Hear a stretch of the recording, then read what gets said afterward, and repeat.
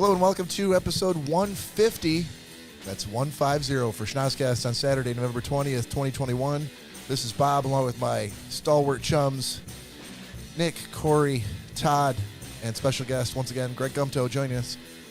Got a few things to get to today, including booze news, some Thanksgiving shenanigans, perhaps a ghost story, some gentleman's agreement, and pick of the week.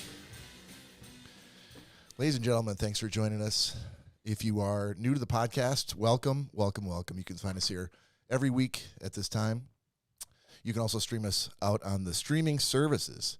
That's iTunes, Podbean, Spotify, Stitcher, Pandora, Amazon Music, or anywhere where you can get a podcast. You can also follow us on social media on Instagram, Facebook, and YouTube, all at Schnozcast. You can email us if you so choose, at schnozcast@gmail.com, or you can call or text us at 618-SHOCKER. The Shocker line is open, monitored by our Shocker expert, resident Shocker expert, Nick Bader. Yes, sir. It's open and ready to be shocked. Gentlemen, how's everybody? I thought you only told me that, buddy. I do, but that's off the air. Okay. As long as it still stays between us. Thanks a lot for that, buddy. I don't want to interrupt this tender moment. Love and caring moment. Yeah. Well, they finally got the room lighting just right. It's like a rom-com in here now. Yeah. Has anyone assigned anyone a rom-com for the gentleman's agreement? I don't even know what that means. Romantic comedy, sir. Oh, God, I would hate that. Like 27 Dresses. What does that mean? The Notebook. I haven't seen that. Tugs on the Heartstrings, Nick. No, that... Okay. He's doing his best now not to get one. Don't wind me up. Todd Dillon, are you out there, sir? I am out here. Fantastic. How are you? Mighty. How is the weather out there in Seattle, buddy? It's beautiful today. It's a beautiful day. No forest fires, earthquakes, tornadoes? No, none of those. Rain elsewhere in the state, but in my area, it was actually a really beautiful day. We had a little bit of sprinkles. Sun was out, 55 degrees. Great. Sprinkles. That's a word. It's sprinkling. We had a little bit of sprinkles. Sounds like you're talking about an ice cream sundae. Those are Jimmy's. Yeah, that's true. So is sprinkles also like a Boston thing, a New England thing? Like Jimmy's? I don't know. Am I from New England? Well, Jimmy's is a New England thing. No, Jimmy's is universal. No, I doubt that. Somehow They're I doubt Jimmy's. that.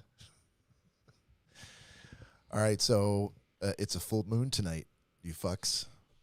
And Thanksgiving is coming very, very shortly. Mm-hmm. And on the topic of Thanksgiving, I'm going to shoot it over to Mr. Nick Bader. Oh, wonderful. Just as I'm trying to post something on Facebook for the Schnozcast. That's fine. Let me see. Let me pull it up. We had some some interesting Thanksgiving facts to share. So for those of our listeners who are outside the U.S. and who are not familiar with Thanksgiving, this is a holiday in which we give thanks for many things. Screwing the Indians. I was holding off on trying to see how delicately I could put that, but wow, always give thanks for that. Raping the land and stealing it from Exactly. the natives, and yes, so it's we're thankful for that. We are. So we got 14 weird and amazing Thanksgiving facts. It says after you count your blessings this Thanksgiving, while your kids with these 14 weird and amazing turkey and Thanksgiving related facts. So number one, pumpkin pie was not served at the first Thanksgiving meal. I'm probably The hell you say? Probably could have told you that. Let What oven was it put in? me guess there's no turkey either. But as we learn with Men with the Pot, you can cook all kinds of shit outside of that. That's true. That's true. So it says the Pilgrims didn't have ovens for baking, and they lacked the butter and flour necessary for pie crust. Culinary historians believe that the first Thanksgiving meal consisted largely of seafood, like mussels, lobster, and clams. There you go, Cory. That's my kind of fucking Thanksgiving right there. We got half of that right in the freezer right now. I didn't hear the word fish sticks in there anywhere. Diners almost certainly ate venison and likely some assortment of wild fowl, turkey, duck, goose, and swan. Dude, I've never had a swan. We haven't lived until you've had swan, my friend. But funny swan. I was going to say fawn. Swan. Choose your words, buddy. Swan segue. It was hard to say. When we were kayaking this summer, we were watching some very graceful swans. Elongated. Oh, thanks, man. Elongated necks, flying in formation, trying to come down to land, and Cory being the graceful swan. The graceful stallion that he is, as much as he lives a sedentary lifestyle, he kind of puts things into his own perspective, and he gazed at the swan as it was trying to land, and in the most honest voice I've ever heard Cory say, he went, "Huh. I wonder if their necks get tired from holding them straight like that." That is a deep philosophical question. It was an honest thought. Yeah. I go, what? My hat's off to you. And he's like, I don't know. I just keep my neck perfectly straight like that. I think I would get tired. He's never been more honest. He wasn't trying to crack a joke, and I just tears out of my eyes was laughing so hard. I want Cory to keep a journal where he records thoughts He like does. that. I do keep a journal. But I want you to read them on the podcast, like CoryTalks.cc, remember? Tuesday. All right, so number 2, an estimated 240 million turkeys will be raised in the U.S. this year.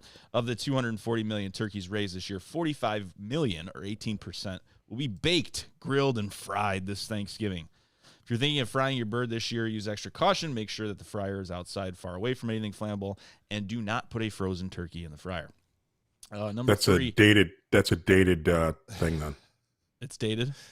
You can put frozen turkeys in a fryer now? I knew Todd. No. You don't want to drop frozen turkeys in the fryer, but you can buy electric fryers and use them indoors. Yeah, Part as of long as the- there's not a heating element that it's going to fall on. But a propane fryer, do not drop a frozen Yeah, turkey. Agreed. let's put as many disclaimers. Drop a as frozen we can turkey into so anything. that Yeah, let's the just- Part of Schnozcast me doesn't wants get to try sued it. when someone I've tries to seen fry videos, turkey in but I their want to kitchen. be a part of that. Yeah. Well, I heard from Todd on the Shenanigans Yeah. that you could drop a Yeah, frozen you'll one be right hearing in. from my lawyer. Guys, we do have listeners. We're getting sued. Yeah, So- right, exactly. That's when we'll get listeners. There's no such thing as bad publicity. Yeah. Yeah, We'll see. Exactly. So number 3, the first Thanksgiving was celebrated in 1621, but it wasn't observed as a national holiday till 1863. Number 4, the TV dinner was invented thanks to Thanksgiving. In 1953, a Swanson employee accidentally ordered too much turkey, 260 tons too much. The frozen turkeys were taking up space in 10 refrigerated train cars when the company salesman suggested preparing and packaging the turkey with sides in a compartmentalized aluminum tray. Swanson sold 5,000 TV dinners in 1953. The following year, they sold 10 million. Wow. Number 5, 50 million pumpkin pies are eaten on Thanksgiving, but it's not the favorite. Apple pie is the overwhelming favorite. Number 6, there weren't any balloons at the first Macy's Thanksgiving Day Parade in 1924. Number 7, if Benjamin Franklin had gotten his way, the turkey would be our national bird. Oh yeah, Wait, the what would be our national The bird? turkey. the turkey. You go from a that's- majestic That's bald a eagle. commonly known fact. Says, although some people believe this Thanksgiving fact to actually be a myth, according to Franklin, the turkey is much more of a respectable bird. He also believed that the turkey was a bird of courage. I don't know, dude. I'm pretty And sure turkeys a don't bald go eagle- around plucking little kids and Pomeranians out of baby carriages. I'm relatively certain that a bald eagle would rip a turkey to shreds. Yeah, but they're not honorable. Oh, they are. Dude, They you know how take long it little takes babies for a out of bald- carriages. You know, it takes like 7 years for an adult bald eagle to finally get the white head, like that everyone knows to love of the bald eagle. Like they go through all these changes getting up to that point. If I lived in Mali They're not even the or good eagle. Singapore, this The would be golden so eagle's better. entertaining. Yeah. I don't know anything about these things. I don't know. Oh, American. Hopefully, we have a facts. huge Mali audience. We so. do. We are number 57 in the podcast ranking in Mali. Either that or whoever's listening is on Mali. Hopefully, so That is official. Anyway, number 8. There are 4 places in the U.S. with turkey in their name. Great. Number 9. The largest pumpkin pie ever baked weighed 3,699 pounds and measured 20 feet in diameter. 10. And most of it went to waste, I'm sure. Cranberries aren't just for eating. I'm not going to bore you with cranberry crafts. Number 11, Jingle Bells was originally a Thanksgiving song. the hell you say? James Pierpoint composed one horse open sleigh in 1857 for children celebrating Thanksgiving. It was such a hit that the song was sung again at Christmas, and the tradition stuck. The title was changed 2 years later to Jingle Bells. Number 12, only male turkeys gobble. Number 13, Big Bird's costume on Sesame Street is made of turkey feathers that have been dyed yellow. Fascinating. Fantastic. Where's PETA when you need him? Turkey tail is a delicacy in Samoa. We're big in Samoa, Greg. We have to be. We got to be big somewhere. American Samoa? And we'll just leave it at that. So those are your Thanksgiving facts for 2021. Thank God all the bans are lifted and we can celebrate with each other. Absolutely. I wanted to ask, do you guys? You know what? I'm gonna save this. I'm gonna save this for the segment that we talked about later. So let's jump into booze news. And now it's time for booze news. All right, informing listeners across the globe, we come to you with some booze news. I'm gonna look directly across the stage to Mr. Cory Selesky for our first article. Yeah? Well, I've got an excellent one for you this week, Bob. I was going to bring it up to you guys earlier this week, but I decided I'm going to leave it a mystery until now. We saw how well that worked out for us last week. Right. Yeah. So Surprising all great. of your co-hosts. Recipe for success. So what I found for this week was this interesting article. If you say fucking angels, I swear No, to God. no, God, no. But what is the Christian view on gay marriage? Are spiritual gifts biblical?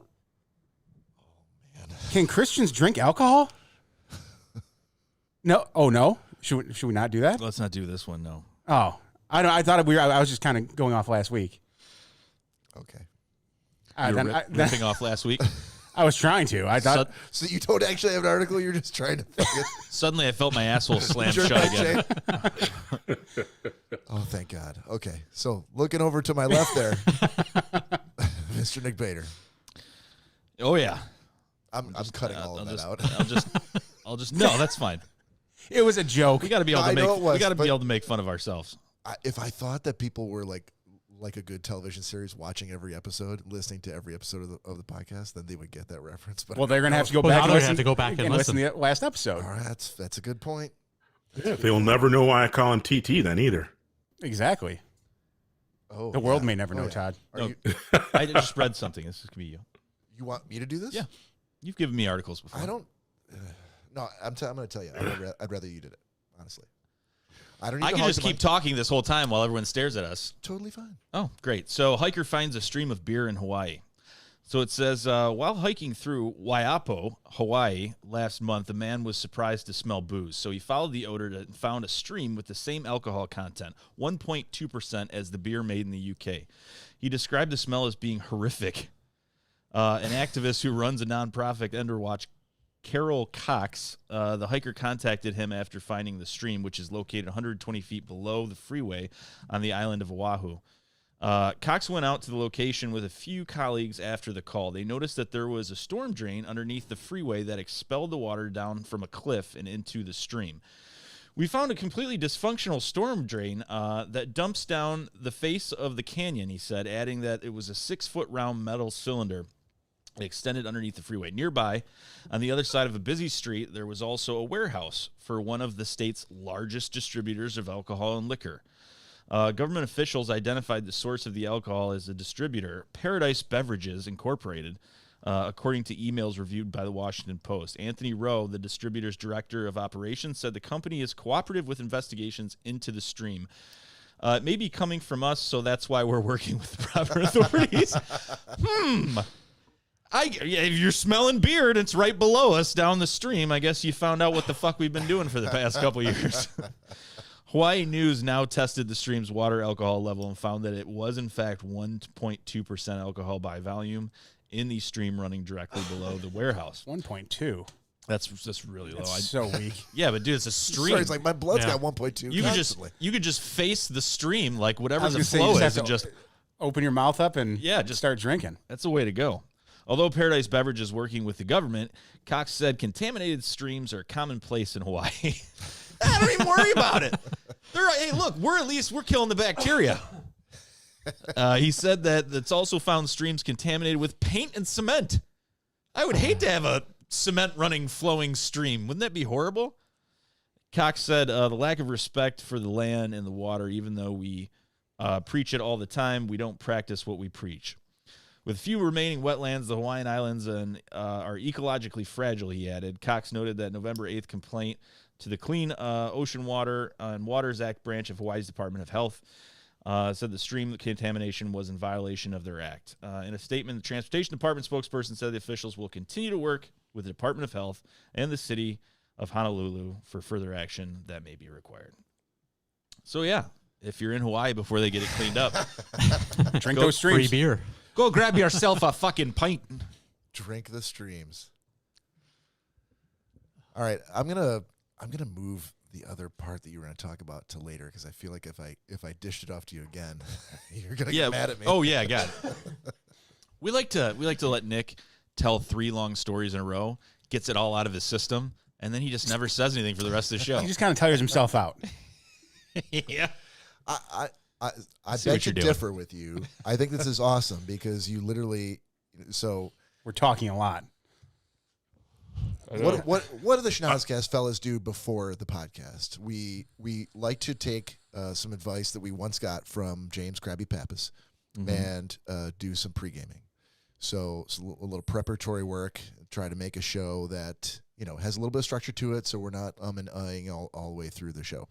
So I'll generally say like, oh, does anybody have a Booze News article for tonight? Does anybody have this? Is that? Cory, do you have a Funko? That kind of stuff. Sometimes people go, I don't have anything. Some people are like, yep. And we generally try to cobble together like what we think we're going to do. And tonight, Nick's like, oh, I got 3 things. You may have even said 4 things, but 3 things. And that's a great, I was like, this is awesome. Like now we don't have to scramble. Like, because sometimes you're kind of rolling the dice. If I show up and I'm like, man, I don't have anything. Hope these guys do. And they're like, nope. Then I know. Rough start. I'm like, oh my God, we got to come up with something. So it's all good. But just to be kind, I'm going to move the other thing to later so that you don't have to. Well, I have Booze News and I want to air a grievance. Uh-oh. Okay, so first of all, I did text you, Cod. Cod? Yeah. Cod? I texted you. I am now Cod. I am now Cod. It's Cod from now on. Exactly. I am now Cod. I texted you, Todd, to say, hey, we have Booze News. Do you have one? I never heard from you, but I texted you back. Never got it. Go right ahead. You'll address me as Cod. I texted you back. Listen here, Salmon. Lord Cod. Listen here, you silver salmon. Go right ahead, sir. We're still technically in Booze News. Yeah? Do I get to go now? Dude, we're all waiting for you. Address me as Cod, sir.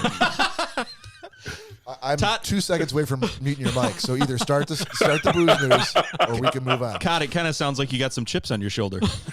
Exactly. I got some chips on my shoulder. Anyway, I'll get to it. In the news recently, Austria, like much of the world, is grappling with how to convince reluctant citizens to get vaccinated against the COVID-19 virus so that everybody can get back to normal. While its government prepares to impose a lockdown for the unvaccinated, one business has settled on an unlikely incentive. Fun Palace, a brothel in the capital of Vienna, has opted to inject some enthusiasm and COVID immunity into the clientele by offering free access to anyone willing to get the jab on site. The brothel made international headlines this week after announcing it would be giving vouchers of €40, the cost of entry, to anyone willing to get vaccinated at its new pop-up clinic. I won't read the whole article because there's a bunch of stuff in there, but on the first day, nearly 150 visitors to said brothel were vaccinated on Monday. Wow. So 150 dudes rolled into the brothel on a Monday. Yeah. That's what I'm talking about. Keep talking. I will correct you on that story.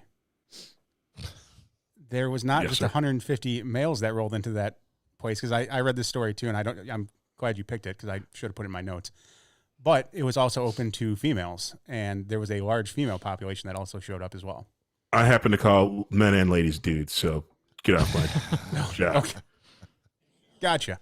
Now that we have that cleared up. But thank you for correcting me. I thought that was an awesome booze news story. Definitely. So now Get your prick, and then you get your prick licked. Wow. That sounds like it was on the spot. He's like, should I say it? I'm going to say it. Yep, I'm saying it. In both instances. Sorry, Cory, do you have something else to add? No, that was Okay. He'll have to check his notes. So I want to pose it to the group. I want to do a top 5. We haven't done a top 5 thing in quite a while. It's been actually the last time we did it, I think, was in March. So it's been a while. But with Thanksgiving coming up, it occurred to me to ask, why don't we do top 5 holiday specials? Doesn't have to be Thanksgiving, but either as a kid or currently today.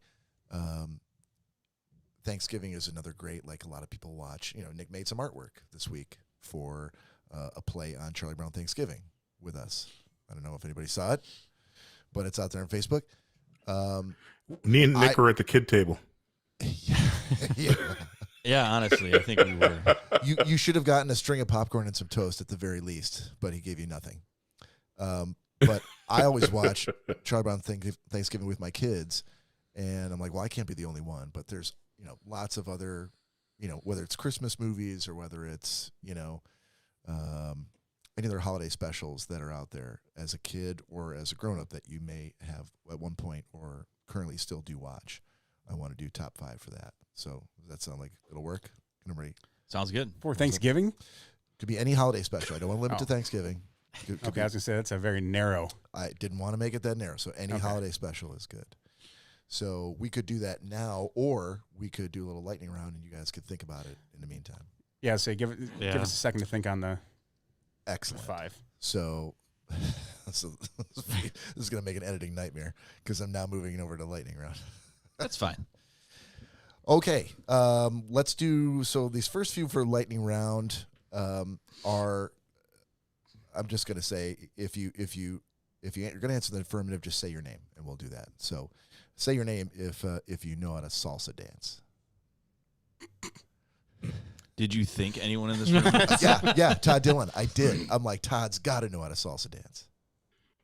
I do not. I've seen it. I don't know how to do it. Damn it. Okay, so nobody on the Schnozcast. Okay. Say your name if you know what the acronym SCUBA stands for. Damn it, I do. Right. Todd, Todd, go ahead, buddy. self-contained underwater breathing apparatus. Excellent, sir. What'd you say? Excellent, sir. Well done. I know. Thank you. I feel like he asked me how I did. All right, say your name if you've ever played wiffle ball. Greg. Todd. Nick, So everybody but me has played wiffle ball. You've never played wiffle ball? Jesus Christ, dude. come on, man. You're the oldest one here. Yeah, they I could have sworn you invented They didn't have wiffle ball. wiffle ball back then. This was before wiffle ball. There's old kick the can That's- going on back All then. right, so we'll start with Cory. Cory, from a scale of 1 to 10, how good are you at wiffle ball? Fucking 15. Greg? If he's a 15, I'm like a 25. I'm a 30 now. Wow, okay, perfect. Nick? 30? It's two sports. Yeah, I have no idea. I was like 7 the last time I played, so who So knows? how So- good were you at You got hit in the face with a wiffle ball. That's why you hate sports. Never once. Never once. So, Somebody hit him with a bat. That's I don't know. That's so steak. a 1? I would say a 6. A 6? Okay. So we used to play as a kid in my cousin's backyard, in my uncle's house. Full field, Yeah. basically, for us. We had like our own green monster, so to speak. Put a Right. tarp up, kept stats for a solid year and a half. That's why I said 25. Did you memorize the stats of you and all of your friends? Definitely not. Somebody else kept track of them. I was like 15 or 14. Todd, how about you, sir? What's your wiffle ball skills? Greg said he's a 25 out of a scale of 1 to 10. 32. Excellent. Unlike Tim Tebow, I can hit the curve. Well, that means I'm going to you for the next one, Todd. Todd, do you believe in love at first sight? Yes. I loved you the first time I saw you, Bob. Oh, thank you, buddy. Oh my god. Todd, if you want, I could just mute everybody else's mic and you and I can continue moderating on this podcast. That's what I'm talking about. So would Mary agree with this? Would you say you and Mary were love at first sight? No. Okay. All right. You said the question was, do I believe in it? I do. Right. It was not love at first sight for Mary. She stalked me for a couple months before we actually started.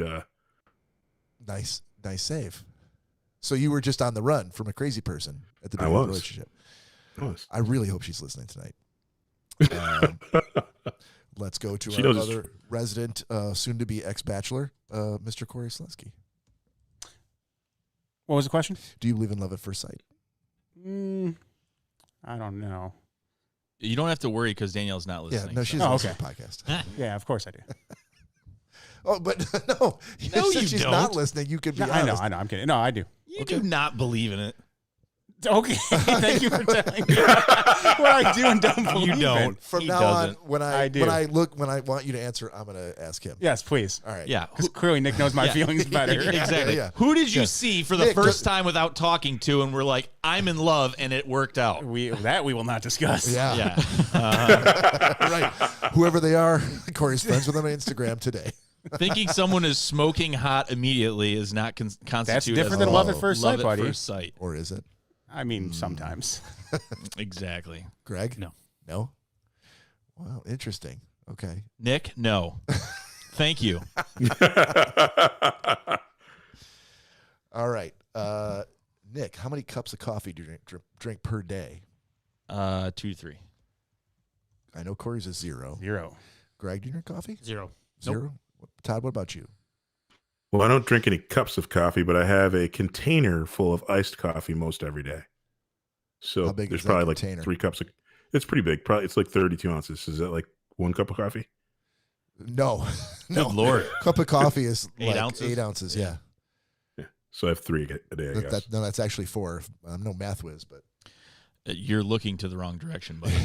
yeah. I'm no math whiz, but clearly Nick is. But Nick, Hey, before you mock Lord Cod's freaking math skills, bro, it's iced coffee. So 3/4 of the That's not thing going away is anytime ice.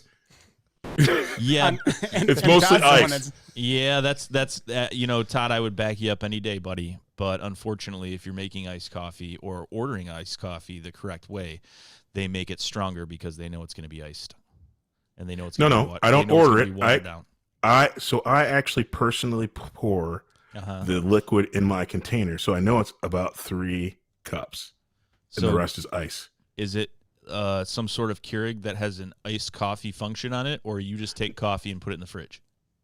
Oh, I take to do that. Mary brews a pot of coffee. I pour myself about half of the thing, which is about 3 cups of coffee, and I put it in the fridge. So throw that some is- ice on it.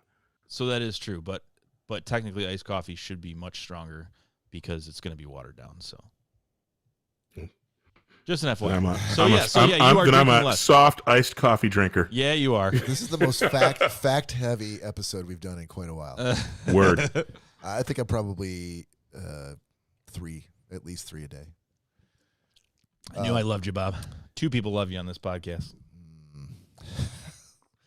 Are you answering for Cory again? Yes. Okay. Thanks.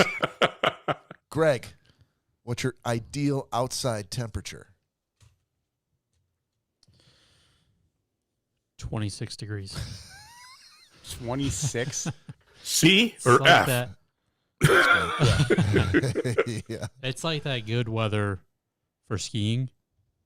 Okay. Just- Yeah. that's- for me, that's it. So it's got to be Mid-20s. below freezing. Yes, but I anything like the teens is a little So chilly. even colder. Yeah, I mean, Not I've skied relationships, temperature. I skied in 0-degree weather. That was great. But even if I you're like- not skiing, even if you're just like I thought walking usually down the snow is crappier the colder it is, right? What was that?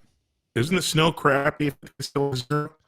Is the snow crappier the colder it is? No, I don't think so. No, it gets crunchy. Yeah, there's nothing better than when it's like in the 20s and that fresh snow from the night before, and it's just that crunch, Mhm. because it's so cold. Yeah. I mean, I don't mind skiing on it. Fresh powder, though, is what you like. Well, yeah. Who doesn't? But I mean, if you're listening, hold on, we've got a cocaine question coming up, so let's just stay on point. If you're listening to the audio podcast, you obviously can't see Greg, but he pretty much looks like a Viking. So there's no surprise that he likes cold weather. Yeah. He's got like a 10-inch beard, and he's about 6'4". So yeah. Yeah. I want to hear what Cory has to say about this one. Ideal outside temperature. 84. 84. Yeah. It's a little warm. Okay. Woof. Even if you're not in Oscoda. Yes. Do you understand? Do Okay. understand? I'm glad that you're picking up on this because he does everything. His heaven, everything. Everything I ask him, I just assume That's where his mind goes. is either happening or should happen in Oscoda. Because when we asked that question, the only thing he heard was, if we were in Oscoda outside on the beach, what temperature would you love to be at all the time? No, anywhere. 84. Anywhere. Okay. Todd? 75. Okay. What's the average temperature in Seattle? I mean, how often do you hit 75? During the summer, a lot. The average temperature in the summer is probably right around 72 or 73. Okay. But yeah, I like it. I think it's perfect because at that temperature, you're not going to be too hot. If you play golf, you're not going to be cold. I'm not wearing an extra jacket. It's shorts weather, but it's not. You know what I mean? I could wear jeans and not be sweating. So I think that's like the perfect temperature. Or your Columbia zip-off pants? There you go. Yes. Nick? I would say 78 is probably perfect temperature because, I mean, it's great for like all activities. Like if you're going kayaking, like it's a great time when it's hot, but because you have to keep getting in the water. Like the most minimal maintenance, I think, is 78 because you can still have a good time. There could still be a breeze. The water's going to be warm enough if you want to go in the water outside anywhere. If you want to do things like kayaking or outdoor activities, like it's not going to be, if we were saying like 68, then it's a little too cold maybe to go in the water. But Right. if you were up on the beach in Oscoda and it was 78, it's not that just sweltering heat, but you could still get a tan and lay on the beach and go in the water, and I think it's a good temperature. I'm going to say 72. 72. I feel like, Todd, I don't know if I'm alone in this or if you're right there with me, but once you hit 50, like I just want it to be 72 all the time. And I'm using not there with you. furnaces and air conditioning to regulate the air so that I'm constantly at 72 no matter what happens. No, not at all. I'm not even close. But that's the problem. Like all the variables that happen with these different temperatures. If you get like a strong breeze at 72, it's a little chilly. Yeah. Yeah. If you want to go outside In the shade too. Yeah. If you want to go outside and do shit, Mm-hmm. that could be a little cool. You're not going to be like swimming at 72. Like, But 75 you could. yeah, you definitely could at 75 in the sun. And 75 in the shade is 72. I mean, it's 60. It's 68 in my house right now, and we're all Not down here, it isn't. Yeah, it is. Last It week doesn't it feel wasn't. like it. No, last week Last week it was 84 down here. But the variables you're just talking about, you were running the dryer just a few minutes ago before we started the podcast, and it feels like it's at least 72 down here, if not warmer than that. Well, we'll use your old man thermometer. temperature thermometer. Yeah. Yeah. All right. Have you ever slapped someone in the face? I'm going to go first. Yes. I don't think I've ever slapped anyone. Never slapped someone in the face? No. Not Okay. like not Man like or woman? not like a real slap. Yeah, real slap. It's punching. Punching? I was saying, Face- that's a I've different punched question. someone, Face, but yeah. face That's a wash when different you're playing question. hockey. You just take your. Yeah, I've never I mean, I've slapped never like anyone, slapped though. anyone. Okay. I don't think. Okay. Nick? Yeah, to like harm someone, I would say no. Like joking around slapping, yeah, that- of course. Yeah. Yeah. Yeah, definitely. And I will say that I was able to I was able to bear witness to Bob slapping someone in the face Yeah. one time. Yeah. And it was on demand. So I was asked to. So I'm like, Oh, yeah. absolutely. we had a very drunk friend of ours, Indian Don, who wholeheartedly believes, and he's older than Bob, Wholeheartedly. I'm not sure why. It applies. The relish that he had. Just to point that out. Because I'm saying this is like an older guy that is coming up to you, and he's very intoxicated, and he's like, and he was on the show before, and he's saying, hey, speaking monosyllabically because he's so drunk, hey, slap me in the face. And I'm like, what? I'm not going to slap you in the face. Well, the thing that Indian Don will do is if you don't slap him in the face when he gets in that mode, he thinks that a slap is like a, hey, man, slap yourself out of it, snap out of it. And he thinks a slap to the face will sober him up. And apparently in his mind, it does. And so if you don't slap him in the face, he will attempt to hit you in the face with his open hand as hard as he can until you slap him in the face. So he will provoke you to slap him in the face. So I'm grabbing his drunken hands as he's trying to hit me in the face. And I said, listen, I'm not going to fucking hit you in the face. I'm not slapping you. Fucking slap me. I'm like, I'm not going to slap you. I said, but I know someone who will. And he goes, what? I said, I know someone that'll slap you in the face. He goes, you do? I said, yep. And I turned to my right, and my good friend Bob Rankin was talking to someone, and I tapped him on the shoulder. I said, Bob. He said, yeah. I said, I got a job for you. He goes, what's that? I said, Don needs someone to slap him in the face. He goes, okay. And I moved from my bar stool. He reaffirmed with Don. Nick said, you need someone to slap you in the face? He said, yep. He goes, okay. Bam! Just as hard as he possibly could. Now, his glasses went cockeyed.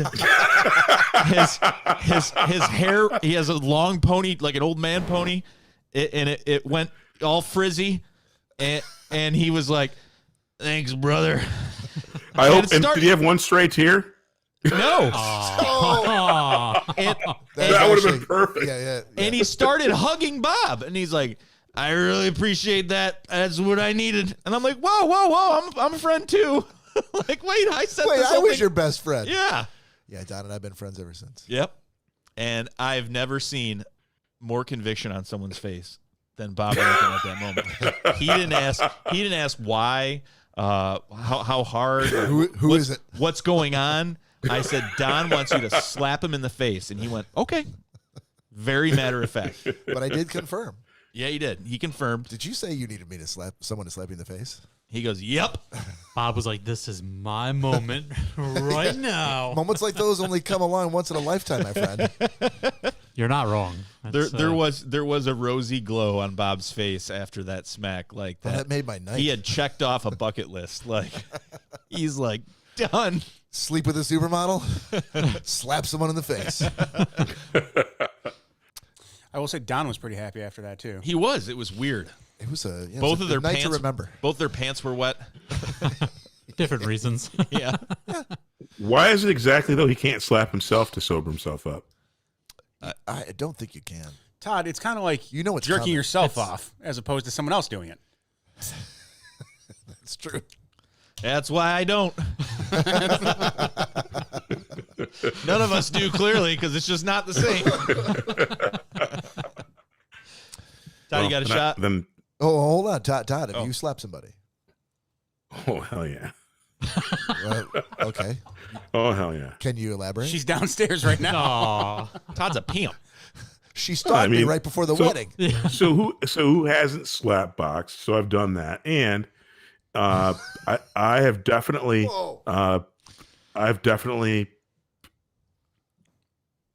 I'll just say this. I was a bouncer at a bar once, and similarly, there's a guy in the bar, and I told him that I was gonna do it, and I did it, and it was pretty awesome. It felt pretty good. Did you yell out 1, 2, 3, 4, 5, 5th? And then I should have. What the 5 fingers say to the face? Slap, motherfucker. What was he doing that made you threaten to slap him if he didn't stop it? He'd been asked to leave, and he had been asked to leave, and he goes, and there was an exchange, and because I can't remember because that's not my normal go-to is the pimp slap, but he had done something to actually get to that point, and there was something in exchange. I can't remember the specifics of it, but I'm like, okay, and so I open hand frickin' blasted dude right off the bar and then dragged him out. There's really not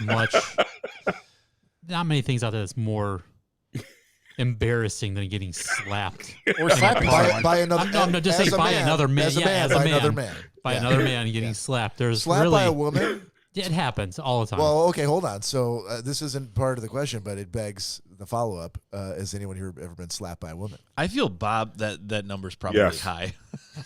Me? I've ducked I don't out think of the I way. ever have. I've ducked out of the way. I haven't. So you've been the target bowling, of a slap at the but bowling not the- center. Oh yeah. but not the victim of a slap. Okay. Yeah, I don't like if two chicks are fighting when I was working at the no, just let them go at it. Don't ever get in the middle of you that. would just be like an innocent bystander in that. I'm yeah, sure. well, you're trying to get them outside because you don't want anything damaged inside the center. but so it's you try not to a get 'em- one-on-one like. Oh yeah, I'm talking about like somebody like going Oh. eyes to you, one-on-one. I'm going to slap you, that kind of thing. no. Todd, I do have to ask you, that guy you slapped at the bar, was that Bob Probert right before you fed him a bunch of drinks? No, and by Listen up, you little bitch, you're going to drink. We got to shelve that too. So, but no, the guy I slapped was at Nick's 911. I knocked him completely off the stool. It was awesome. but hey, Bob, yes, by a woman. Actually, it's why I will never have, and it's the day that the last wore an earring was the last time I was slapped by a woman. The last what? The last time you wore an earring. Yes. Oh, she caught your ear. No.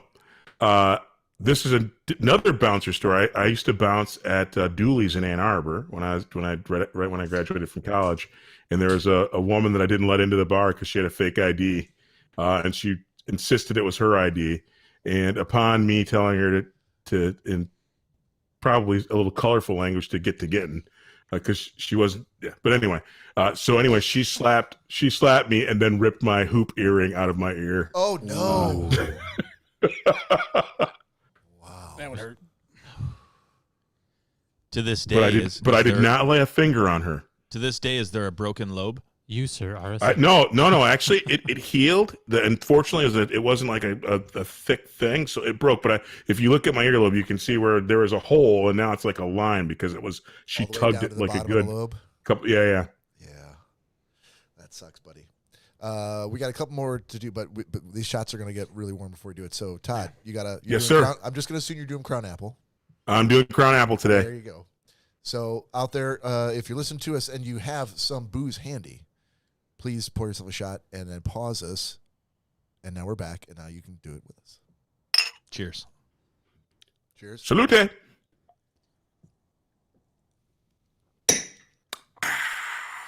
Excellent. All right. So, two more quick ones. Favorite type of muffin? Blueberry. I would probably have to agree. Todd? Double chocolate. Oh. Gross. I gotta go blueberry. Todd, you're the only outlier here. Mary tried to feed me some blueberry trash this morning, and I was like, get that weak shit out of my face. Wait, do you not like blueberry? Do you not like blueberry anything? I love blueberries. Got blueberry bushes on the homestead. Whoa. Just not in your muffins. Just not in my muffins, man. I like blueberry pancakes too. So many jokes. Dude, we're on a podcast. There You were a don't lot have to there. hold back. Oh my God. You guys fucking with me here? What's going on? To all the fucking blueberries and balls on your fucking bush and the muffins? Settle down. I'm not sure anyone said balls, but Blueberries are spheres. They're balls. Balls, bush, blueberries, muffin. Come on. okay. Yeah. Bears, Yeah. bees, Bears, Battlestar Galactica. exactly. You're killing me. Exactly. And just ball so you know, bearings. It's Beats, by the way. just so you Damn know it. about blue balls or any balls, really, body and below the belt grooming and a whole new ball game. SmoothMyBalls.com presents the Turf Chopper 3.0, which Hell has yeah. premium alloy blades and is water resistant, so you can take it in the shower or the sink. I don't know how you take something in the sink, but if you need to, you can do it. Shaving your body and below the belt should not be a task where you have to worry about nips and cuts. The Turf Chopper 3.0, which Todd knows about, features a no-scrape technology, so you don't have to have that lift and tug that he so eloquently told us about in the past. The no-scrape technology so you never have to nip that sack again. Use the promo code Schnozcast for 20% off of your purchase. If links are not your thing, or are your thing, then go to smoothmyballs.com/Schnozcast. Smoothmyballs.com is our sponsor, the perfect gear to upgrade your grooming routine in the bathroom or shower and help you grab life by the balls. Smooth my balls. Well played. I looked at you, and I think we were thinking the same thing. Like, normally in a podcast, the sponsors are like right up front, or they like pre-record them and then they stick them in and put like post, right? However, I think Nick has stumbled upon something that's genius, which is anytime we just kind of like the topic just shifts to balls somehow, and then he just jumps right in with a sponsor read. It's a way to go. You got to keep people on their toes, because Yeah. if you front load your podcast with sponsors, then people are just going to fast forward. 100%. That's exactly what I feel like everybody does that. That's what I do. Really? I listen to all the ad reads. It depends on who it is. If they're going to read it and they read it differently every time, then I will listen. Like Bill Burr does it, and it's hilarious, and it's different every single time. Oh yeah, you can't just have this one ad read and then have it put in your. A lot of podcasts do that. They pre-record that's- it, and that's they, shitty, just, man. they stick Rogan the does same. his all the first Well, I mean, 5 minutes are all nothing but ads. And they're all like The it's, same. it's the same Yep. recording. It's Yeah, the same Drew recording. and Mike take turns. Like Cory will read it one week, Trudy will do it, Bob will, wherever it may be. But they, say, "Oh, Bob, you want to do the sponsor this week?" And so it's always a new spin. right, and so I get recording it and playing it, in the midst of when they take a break or whatever. That makes sense. But yeah, if it was they just pre-recorded just one that they did and then put it in, I would probably fast forward. But a lot of people that I listen to, they are pre-recorded, but it is a fresh read every time they put it in the episode. That I would, if they're trying to make it funny. And Yeah. So the newest thing is, so Trudy's not always on the Drew and Mike show. She does 106.7 Wheels as a video or a disc jockey or whatever they're called. And so she's not always on the show every day. But when she is, they've been giving her the Jerkmate ad read. And it's absolutely hysterical because she's such a classy chick, and they make her read it, and she's so professional all the time, Right. And they'll cut her off and say things like, "Oh, Trudy uses it all the time," and she's like, "Yeah, hey," she's like, "I'm all about it." She's like, "There's no hate here." All right, so we got last one, and then I'm going to dish it back over to Nick, like I promised I would. Todd, giving presents, Yes, sir. or getting presents? Giving. That's my boy. That's my man. I'm the same way. Greg, Giving. Todd, Cory, Giving. Nick. Yeah, I would. As much as I love getting a fucking, I know. Shut up. I got to add something to my answer after you're done. Okay, yeah, no. As much as I love to get a present, I thoroughly enjoy picking something out for somebody. Okay. The amendment to my answer, now that I'm getting older, it has definitely become, like as a kid, that's all you look forward to is getting presents. Mm-hmm. Yeah, part of becoming an adult is learning how to give presents. Yeah. So now, becoming older now, it definitely is. It's more interesting to give them and see people's reaction. Know the thought you put into them. I hope you guys all enjoy your Brute by Fabergé. Yeah. Oh, my dad used to wear that shit. Gross. High karate. I can literally picture it up in his medicine cabinet right now, and smell it. So there's that. All right, so thanks, fellas. A big dent in lightning round, and now I'm going to dish it over to Nick before we take a break, because he has what I'm told is the world's first legal ghost story.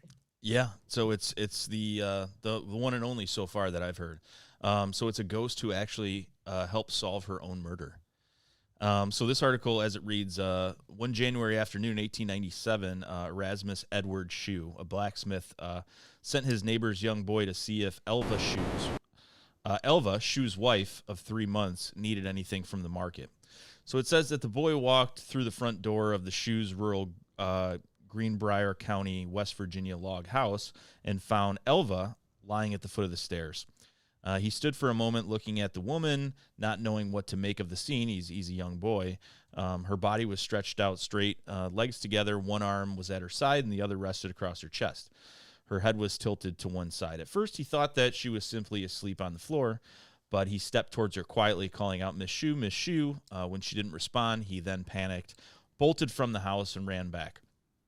He told his mother what he had found, and she summoned the local doctor and coroner, George W. Knapp. Knapp didn't get to the Shue's house for almost an hour. I mean, you have to feel like back in the 1800s, it's probably quite a task to be jumping on a horse and going from town to town.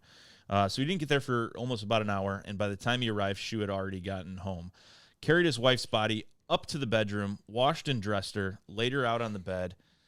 He had prepared her body for burial in a high-necked dress with a stiff collar and placed a veil over her face. Knapp went about examining the body, Shue cradling his wife's head and crying the whole time. When Knapp attempted to examine Elva's neck and head, Shue became very agitated. And Knapp, who didn't want to provoke him any further based on the fact that he had just lost his wife, decided that the examination was over and he would leave the man with his wife that had just passed. He found nothing amiss with the body parts that he had examined, and he had also been treating Elva for a few weeks prior to this, so he listed the cause of death as everlasting faint and then changed it to complications from pregnancy. Elva's body was taken to her childhood home of Little Soul Mountain and buried there, but not before a bizarre funeral where the widower acted very erratically. He paced by the casket, fiddling with Elva's head and neck, moving her neck around, moving her head around into different positions. In addition to the collar and the veil that he covered her face with, he had covered her neck with a scarf. It didn't match anything that she was wearing. Her burial dress was very fancy. The scarf was not, but Shue insisted that this was her favorite scarf and that she would have wanted to be buried with it. He also propped her head up, first with a pillow and then rolled up a cloth. It was certainly very strange, but most guests likely chalked it up to the grieving process. Shue was generally liked and regarded without any suspicions by anyone in the community. Everyone in the town except for Mary Jane Heister, Elva's mother. She had never liked Shue, and even without evidence, she was convinced that he had murdered her daughter. If only Elva could figure out what had happened, she thought. She decided to pray for Elva somehow come back from the dead and reveal the truth about her death. She prayed every night for weeks and weeks and weeks until finally her prayers were answered. Heister claimed that her daughter appeared to her in a dream form for 4 nights in a row to tell her story. Supposedly the spirit appeared first as a bright light, gradually taking the form of a human. That was obviously an apparition, filling the room with a certain chill as the temperature dropped. Elva's ghost confessed to her mother that Shue cruelly abused her day and night, and one night attacked her in a rage when he thought that she hadn't made any meat for his dinner. That's a good reason to kill someone. Sure.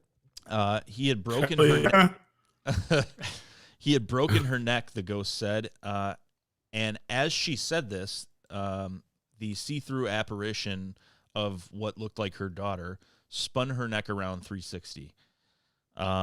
She turned her head completely around her body and said that he had broken her neck. Then the ghost turned and walked away, disappearing into the night while staring back at her mother. Heister went to the local prosecutor, John Preston, and spent the afternoon at his office trying to get him to reopen the case. Whether Preston believed the story about the ghost, we don't know, but Heister was persistent and convincing enough that she began asking questions around town. The prosecutor began asking questions around town. Shue's neighbor and friends told Preston about the man's strange behavior at the funeral, and Dr. Knapp admitted that his examination was incomplete and he wasn't able to examine the neck and the head. It was enough for Preston to justify an order to complete an autopsy, and a few days later the body was exhumed, despite Shue's objections. Knapp and 2 other doctors laid the body out on the town's one-room schoolhouse to give it a thorough examination. A local newspaper, the Pocahontas Times, later reported that on the throat were the marks of fingers indicating that she had been strangled or choken, that the neck was dislocated between the first and second vertebrae. The ligaments were torn and ruptured, and the windpipe had been completely crushed to the point that the front of the neck met the back. It was clear that Elva's death was not natural, but there was no evidence pointing to the killer and no witnesses. Shue's strange behavior since Elva's death stuck in Preston's mind and cast some suspicion at him. At the same time, Elva's mother had described exactly how her daughter was killed before an autopsy was even performed. Maybe she's the one that did it, he thought, and the ghost story was an elaborate plot to frame Shu. Preston continued to investigate and began looking into Shu's past. He learned that Shu had been married twice before. The first ended in divorce while Shu was in prison for stealing a horse. Wait, what? He was in prison for stealing a horse. Come on, man. It's the time. The wife later told police that Shu was extremely violent and often beat her frequently while they were married. His second marriage ended just after 8 months with the mysterious death of his second wife. In between these marriages, Shu boasted in prison that he planned to marry 7 women total in his lifetime. The previous wife's mysterious death and Shu's history of abuse were circumstantial, but enough for Preston to bring him to trial. Heister was the prosecution's star witness, but Preston wanted to avoid an issue of her ghostly sightings since Elva's story, as relayed by her mother, might be objected to hearsay by the defense. Perhaps hoping to prove her unreliable, Shu's lawyer questioned Heister extensively about the ghost visit and in the cross-examination. The tactic backfired when Heister's refusing to waver in her account despite intense badgering by the lawyer. Many people in the community, if not the jury, seemed to believe Heister's story, and Shu did himself no favors by taking the stand in his own defense, rambling and appealing to the jury to look into his face and then say that he was guilty, which is what the local paper reported. Testimony, manner, and so forth made an unfavorable impression on the spectators, said some of the members of the jury. The jury deliberated for just about an hour and 10 minutes before returning a guilty verdict. She was sentenced to life in prison, but died soon after an epidemic tore through the local prison in the spring of 1900. Heister lived until 1916 and never recanted her story about Elva's ghost. Maybe her story swayed the jury and won the case. Maybe it didn't. Maybe her daughter spoke to her from beyond the grave. Maybe the ghost was all in Heister's head, or maybe it was a strategic lie. But no matter what you think, or what was seen, or what was believed, without the ghost story, Heister may have never gone to Preston, and Shu may have not gone to trial. A historical marker in Greenbrier County commemorates Elva's death and the unusual court case that followed, noting that this was the only known case in history in which testimony from a ghost helped convict a murderer. Holy sweet Jesus. Fantastic story, sir. So, not to cut 98% of that off, but couldn't they have just, when he was kind of being weird around the body and trying to hide her neck and twist her head and all that shit, like been like, we should probably get back into this. That's in the early 1900s, though. They're not gonna. Yeah, I mean, they were, those times were, a lot of things were so different. It was like men were revered and women were to be seen, not heard. And if he's crying and all this stuff and just acting weird, like saying, "Oh my God, I can't believe you're dead," and fixing her head, then they may just think he's grieving. Hold on a second. What it was. Yeah. So here's the thing. Given that, I don't. Given I'm talking about, I'm a fan of the paranormal, so I'm not. Obviously, I'm not saying, yeah. That's, but yeah, I think the biggest tell on that would have been him twisting the body up at the funeral. No, the biggest putting weird scarves on her. I mean, I'm no detective. I'll give you that much. Hold on, you're not a detective, nor a prosecutor. Believe it or not. Wait a minute. What? I know, but rather than waiting for the ghost to show up, I just would have been like, oh, look at this fucking guy doing this. I mean, think about the doctor that didn't do his due diligence. I mean, I'm surprised he wasn't lost his license or anything like that. I don't think they really had licenses back then. They were just kind of. I'm pretty sure they. Well, you're a doctor. Like you're a doctor now. Your grandfather did. He wasn't a plague doctor. Did you say a plague doctor? Yeah. That's a thing? It feels like to me that it wore the big. Can you guys hear me? Crow mask. Can you guys hear me? Doctors were like Spy versus Spy in Mad Magazine. Yes. Can anybody hear me? Doctors were in such a shortage at the time because they were going to people's houses to diagnose them, and they were dying themselves. That they basically asked anyone, medical. You know the word surgery? You're a doctor. And you're a plague doctor. And so they would put on heavy leather garments because they thought leather kept out the plague. And they would wear this giant crow's beak mask to keep people at bay. No. No, The crow's fill beak it with- mask they would fill the end with incense and light it because the stench of death was so bad, and because the suit was not completely impermeable. Most of them died as well. So, but yeah, most plague doctors were not doctors at all. Todd, you're unmuted now. Sorry, buddy. That was Bob's fault. Sorry, buddy. Asshole. I've been freaking bitching for like 15 minutes. Well, so Nick was reading this ghost story from start to finish, and it was, I know. I was quiet for that whole bit. No, that's the thing. You weren't. There was like little bits of like static coming through, which is an ongoing problem that we as a podcast need to fix. But I'm like, I got to stop that from interrupting the story. So I muted, and then I forgot when the story was over to take you off of mute. Well, I appreciate Todd for not trying to interrupt me, and Bob for you taking care of the technical difficulty. Appreciate it. Anytime, buddy. And with that, wait, hold on. Hey, Todd, you don't need to hear what Todd was saying. Yeah, Todd, go ahead. Well, it's all freaking lost. But in time, I was going to say, it feels like, though, the biggest person to blame is the first detective, because given the context you laid about how basic people were back in the 1800s, early 1900s, feels like the first question of fire detective was, has your wife done anything to make you angry this week? No, they And didn't it care feels back like then. not serving meat at dinner is like twist your neck off worthy. I mean, But, this you should have know- been solved day one. It kind of sounds like the guy was pretty evasive, so he could have been like, no, not at all. So now what? All right, well, have a good one. He clearly wasn't covering up his craziness while dude was sitting there with him twisting his wife's neck and not wanting him to look at her neck.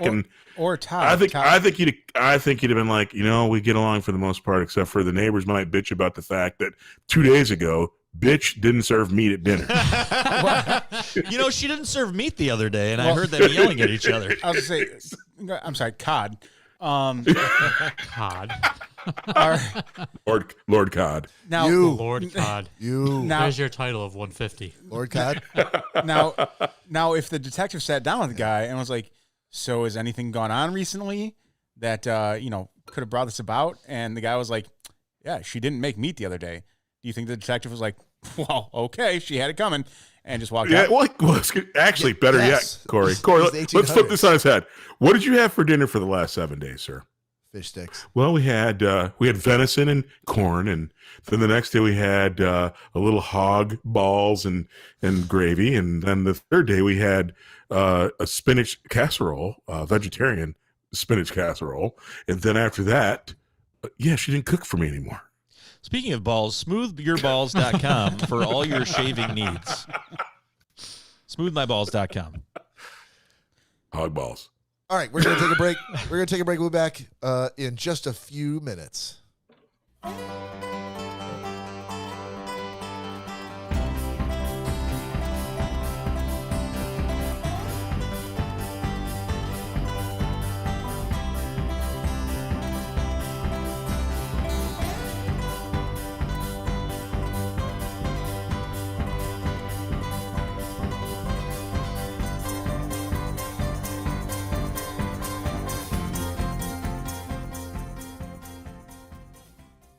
Hey, you kids! You know who this is. Thank you for listening to the Snozcast. I've always said this show is somewhere between children's programming and hardcore pornography. But that's for you to find out.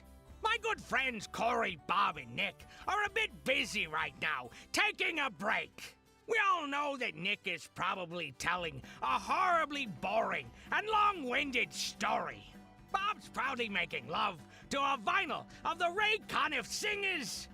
And Cory is crop dusting every single person out of the studio. But fret not, my dear friends. They will be back soon.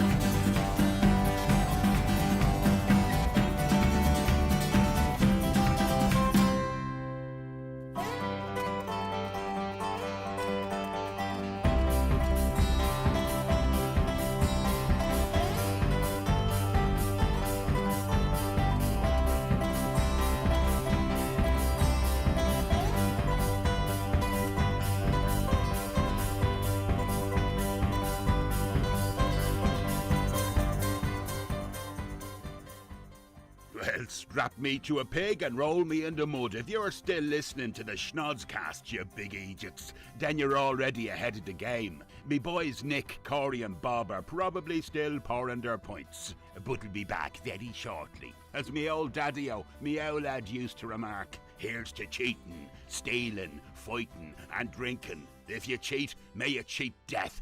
If you steal, may you steal a woman's heart. And if you fight, may you fight for a brother. And if you drink, may you drink with me. Slanta.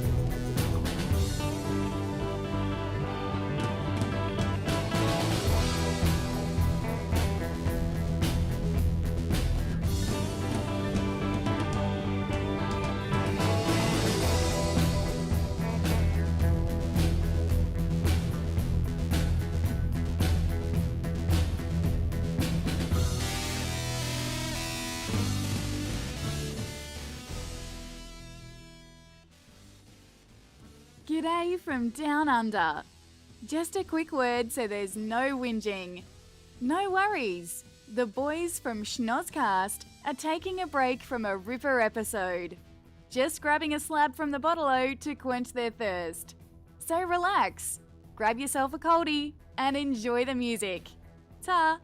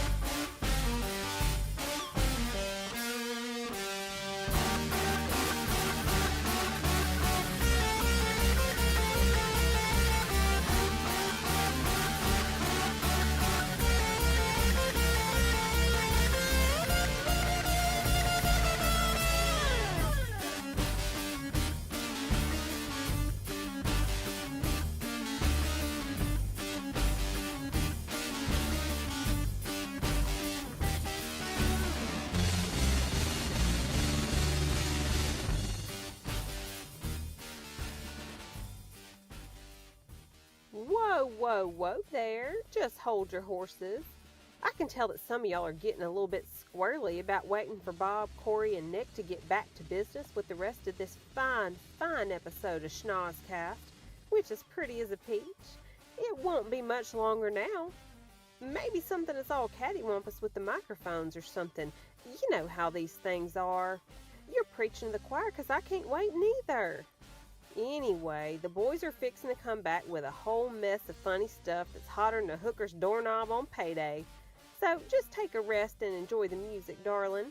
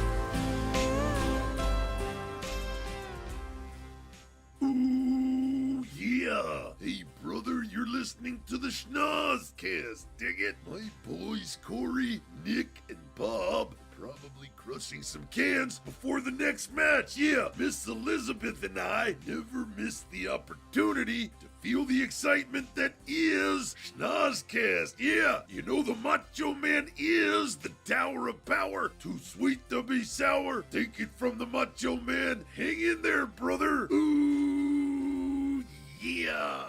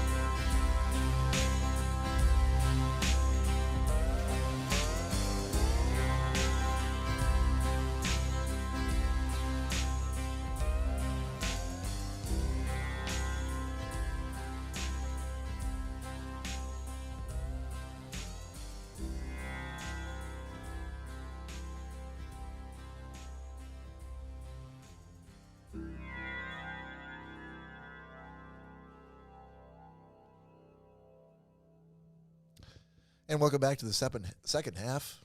The second half? Wow. Really? The second half of the cod. Second half of episode 150 for Schnozcast. We got Todd. Word. Do we have Yep, Todd? we do have Todd. Todd, you there? Word. All right, sir. It's time for the airing of grievances.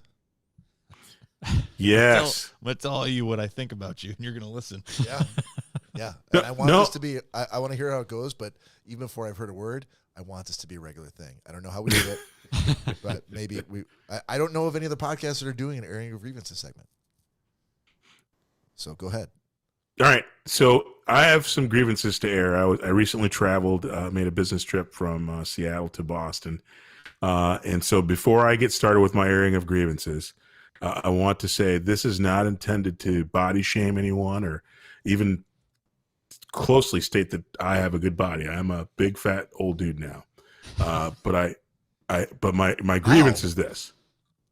Yes, I used to be a freaking handsome stud of a man. Now I'm Specimen of a man, yeah. Older and wider. But anyway, I was on a flight on my way back home this week. And so I have a couple of things. And I don't want to, again, not body shaming. I have a bad body. But there's a couple of things I realized. First, the flight attendants should not be built like bulls. And bulls like the animal bulls. Do you guys know who Will Sasso is? Wait, hold on. What other can bulls you would we be specify talking what about? other? Yeah. Well, I mean, you could like not. I wasn't like just a big, beady dude, just huge, just a huge dude, like in every way big. You guys know who Will Sasso is, right? Yes. Mm-hmm. So imagine a Will Sasso looking guy who's like 6'2" and weighs easily 360 and is wide as the aisle of an airplane. That was a flight attendant on my flight back. Sounds like And I don't know. And I'm not saying the airline should discriminate, but I'm like, somebody should review this because while we're on the plane, I normally sit next to the window so I can avoid this, but full flight, I actually tried to get on I got on a different flight to get back home a little bit earlier. Will Sasso's cousin, who's as big as a freaking house, is a flight attendant on my flight.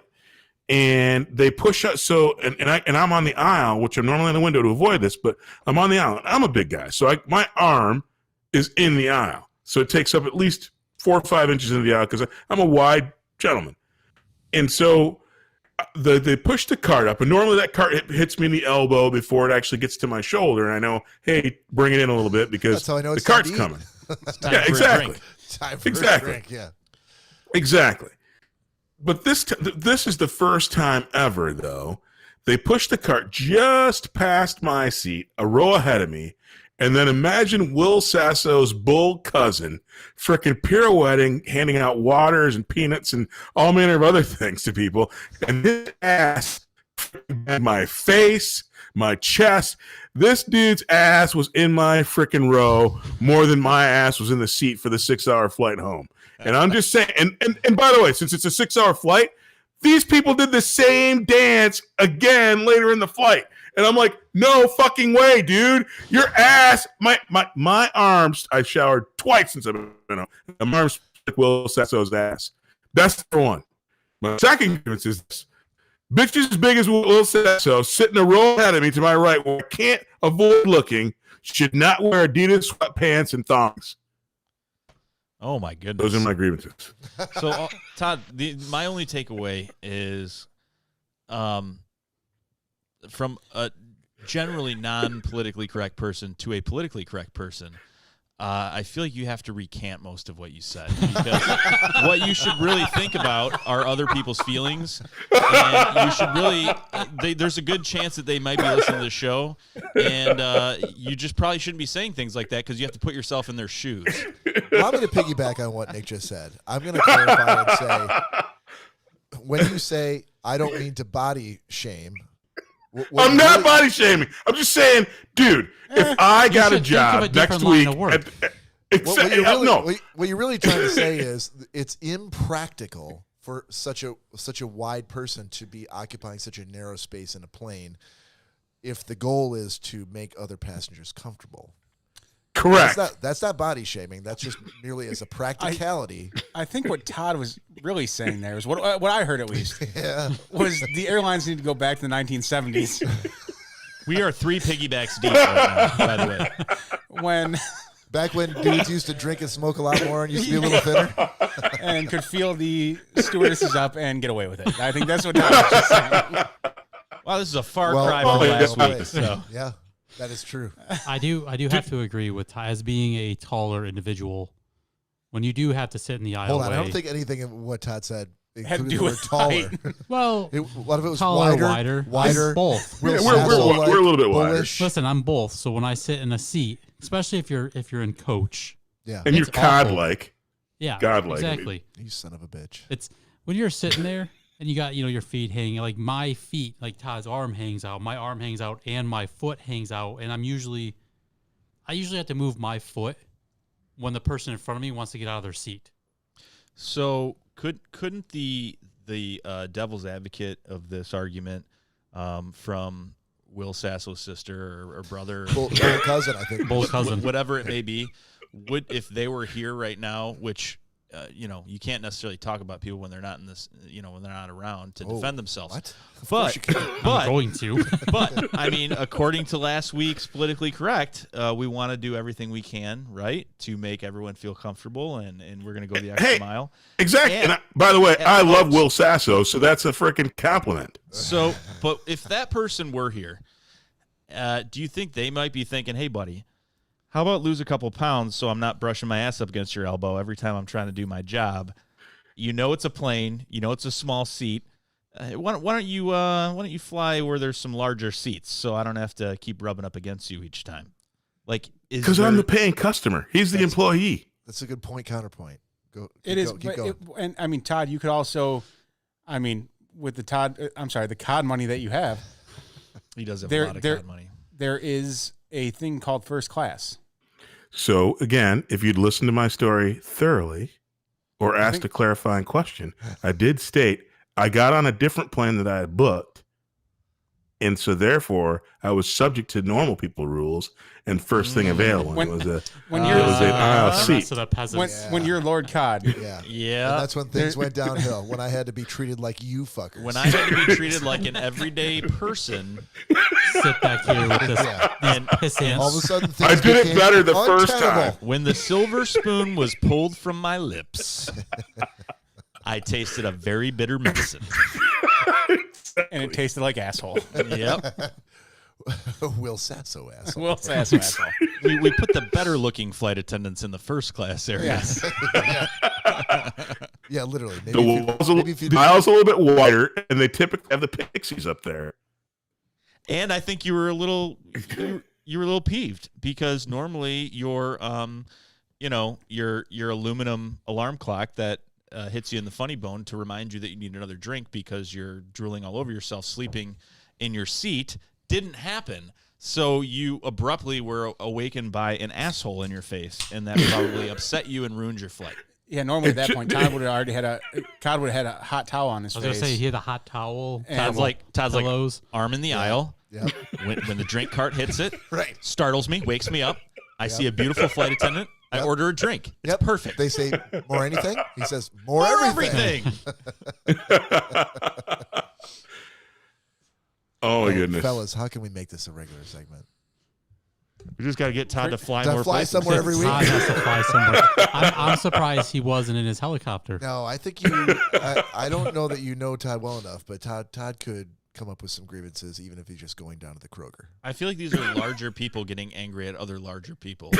I have a glandular problem. Leave me alone. My thyroid's off. I can be the only large person on this flight. There ain't room for the two of us. And all those stories start out with, I don't mean to body shame because I'm Yeah. a big guy, but dot. Big Samoan motherfucker trying to serve me drinks. Yeah. A rock came I walking know down the this. aisle. If I got hired by an airline and they're like, "Hey Todd, so you're gonna be a flight attendant," I'd be awesome. I'm so excited. But here's the one thing: can I ask that I not serve the drinks during the meal settings? I'll man the doors. I'll freaking scrub the galley, whatever, because I don't want to have my ass Okay, in first some of all, dude's face Are you the on a whole ship? freaking time. Where are you? Are you on a plane? It's called the galley. Who mans the doors? And And pretty sure you don't get to pick what you do as a flight attendant, Todd. Yeah, you could do the seatbelt dance. I like it. It sounded like he interviewed for anything on the plane, and they're like, "How about a flight attendant?" Like he wasn't. He was just pilot, flight attendant. Yeah, mechanic. Who's the one watching the door? That's what I want to do. That's exactly what I did. Sir, I see flight attendant when I look at you. That's what you got. I'm not sure if you understand. I used to be a bouncer. I can slap the shit out of some unruly people on this plane. But with the way people act on planes these days, you might need that. So it's okay. Exactly. I have what you call a bit of a weight problem. Exactly. They offered me director of technology and flight attendant. And I'm like, I love to travel. I love a challenge. Exactly. Got to be ready for something. All right, Cory. Oh, it's the MF and Gentleman's Agreement. Oh, done. All right, Todd. Since you got the floor, Yes, sir. you had to watch Tough Guy. I think it was by Cory. Of course It was.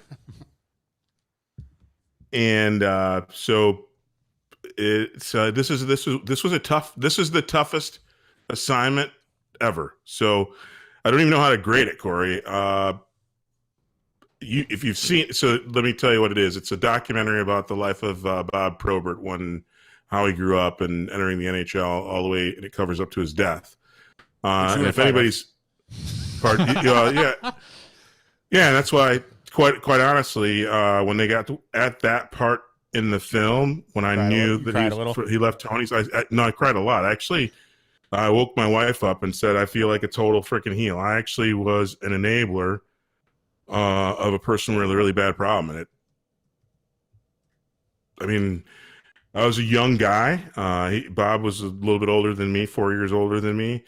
And I enabled a person with a problem to destroy themselves for a day. And I had no recollection or knowledge that he had been struggling in the way that he had. So it was I can't really grade it because I think that it was it was a lot of Bob's actual own words and I don't know, I think it felt like he recorded it on a handheld cassette recorder because the sound quality wasn't great, but I mean, it was it was very, very personal to me.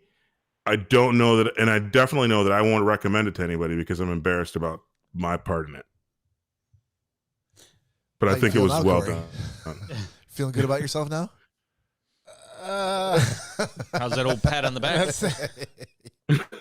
Well, clearly the point was not to make you feel that or have that. No, and I know that, like I said, how many, this is probably the only time ever that on this podcast, someone will watch a show or an assignment that they were actually a part of. Well, literally. And that was the reason why I did assign it to you, because I knew the story and the role that you had in I shouldn't say the role. I'm surprised you haven't slapped me when you've heard me tell that story then, because that's what I took away from it. Anybody who's heard me tell that story and who's watched this thing should slap me in the face, and I deserve it.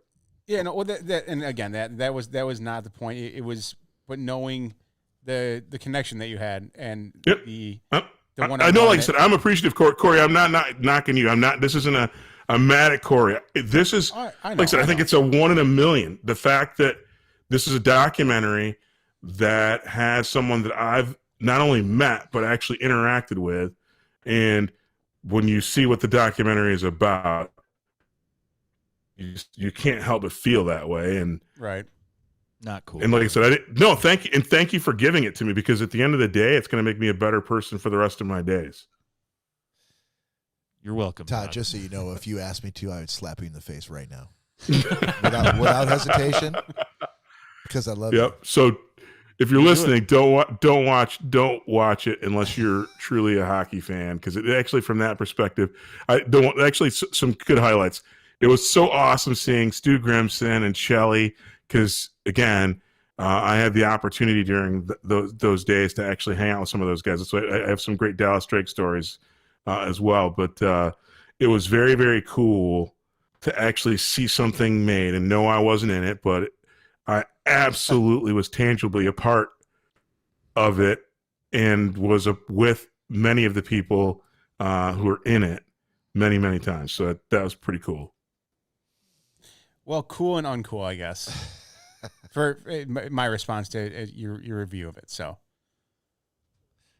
all right, are we done? Yeah, no, yeah, that's sorry. No, that was more than 30 seconds. No, it's fine. I felt like there was more, and I didn't. It was a very complex review for a number of reasons, so I didn't want to cut it off. Cory, you had to watch Enemy at the Gates. I did from Greg. Yes.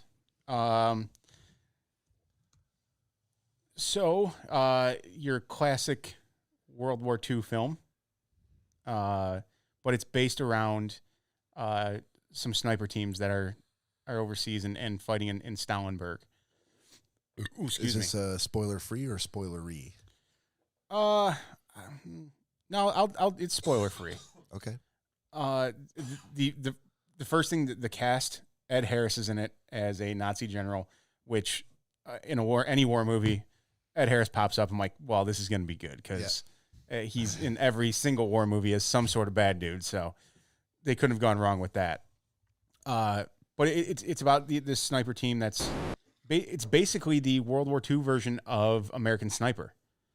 Like they weren't American on either side. It was the Germans versus the Russians at this point. But the Russian side was basically the Chris Kyle of their time and their era. They were going out and just picking off Germans left and right. And the Germans were trying to figure out, like, how do we stop this sniper that's just killing off all of our soldiers, all of our repairmen, our radio men, like just taking 28 guys a day, and killing us in numbers. But the biggest takeaway from me and the most interesting part was how war was then.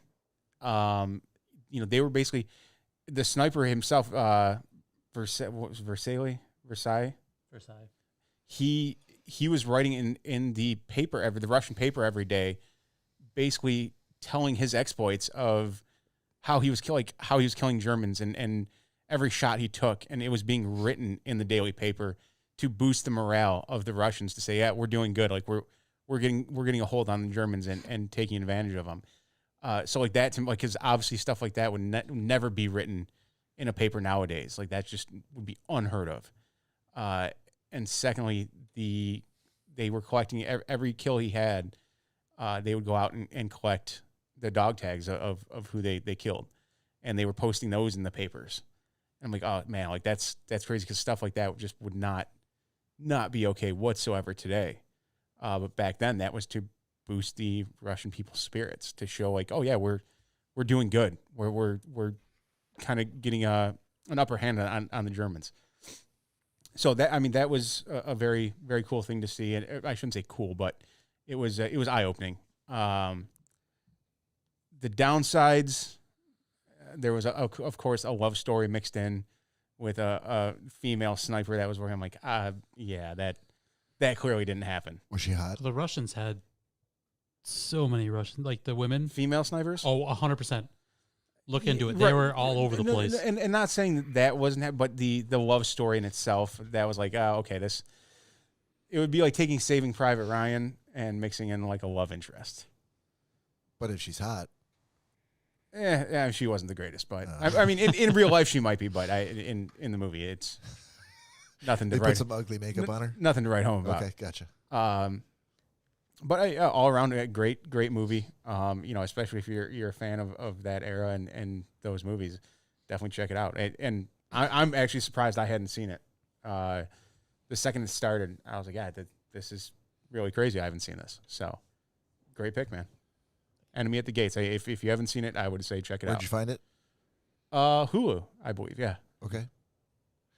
Hey, by the way, between 1941 and 1945, a total of 2,484 Soviet female snipers were functioning in this role.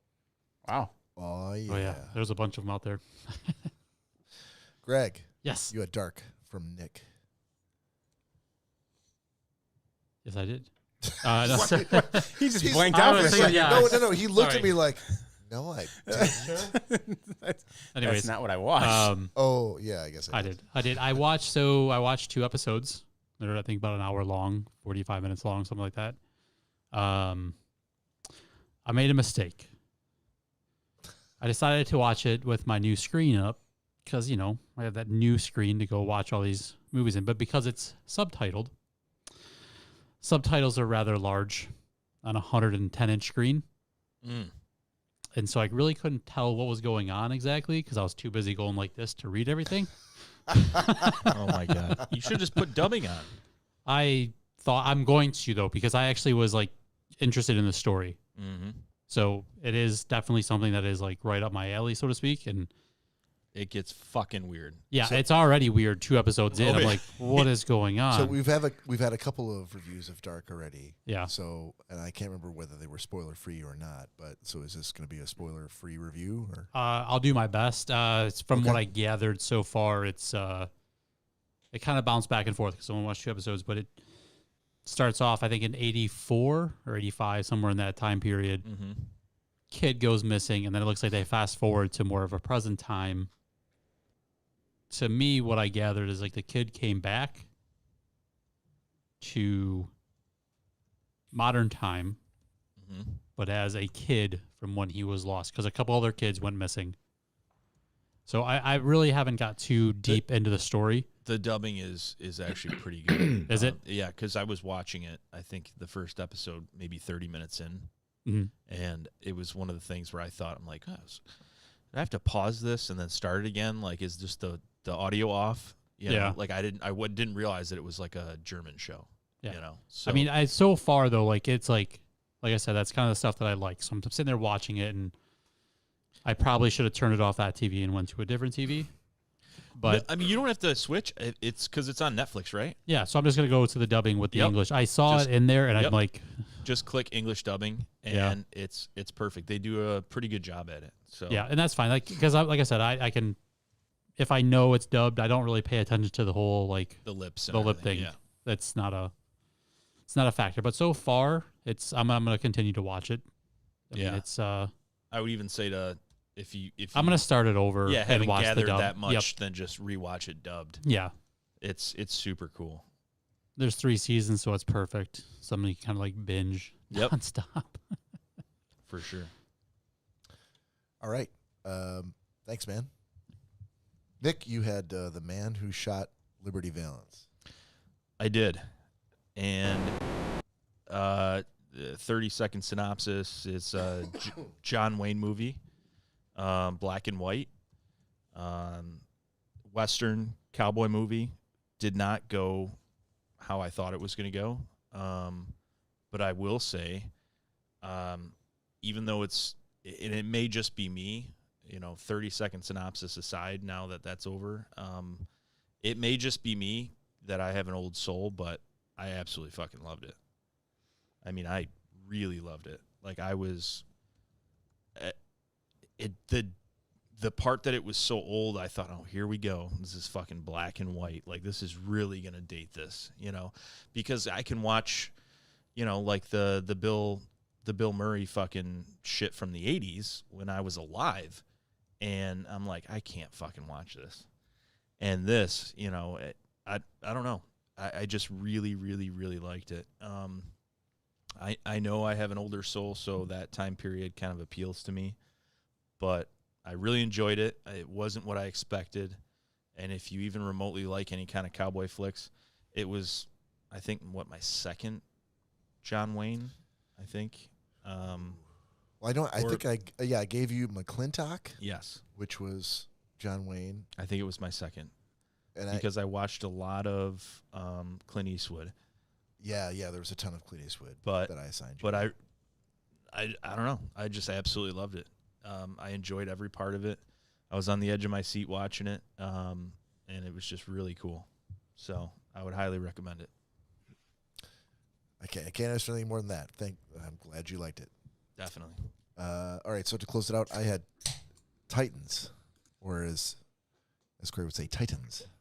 Titans. I didn't realize I said it that much differently than you guys. The Titans. I think I asked you, and you're like, Titans? The Titans. I thought he said Titian. No, you said Titians. And I know that because I had to listen to it again. So, I'll do a spoiler for your review because Cory literally just reviewed this like a couple of weeks ago. Last week? Was it last week? It was. Yeah, it was. Okay. That was, yeah. it's I stated that was the first time I was going to do a back-to-backer. Yeah. And you. So I think you took a risk with Cory because 100%.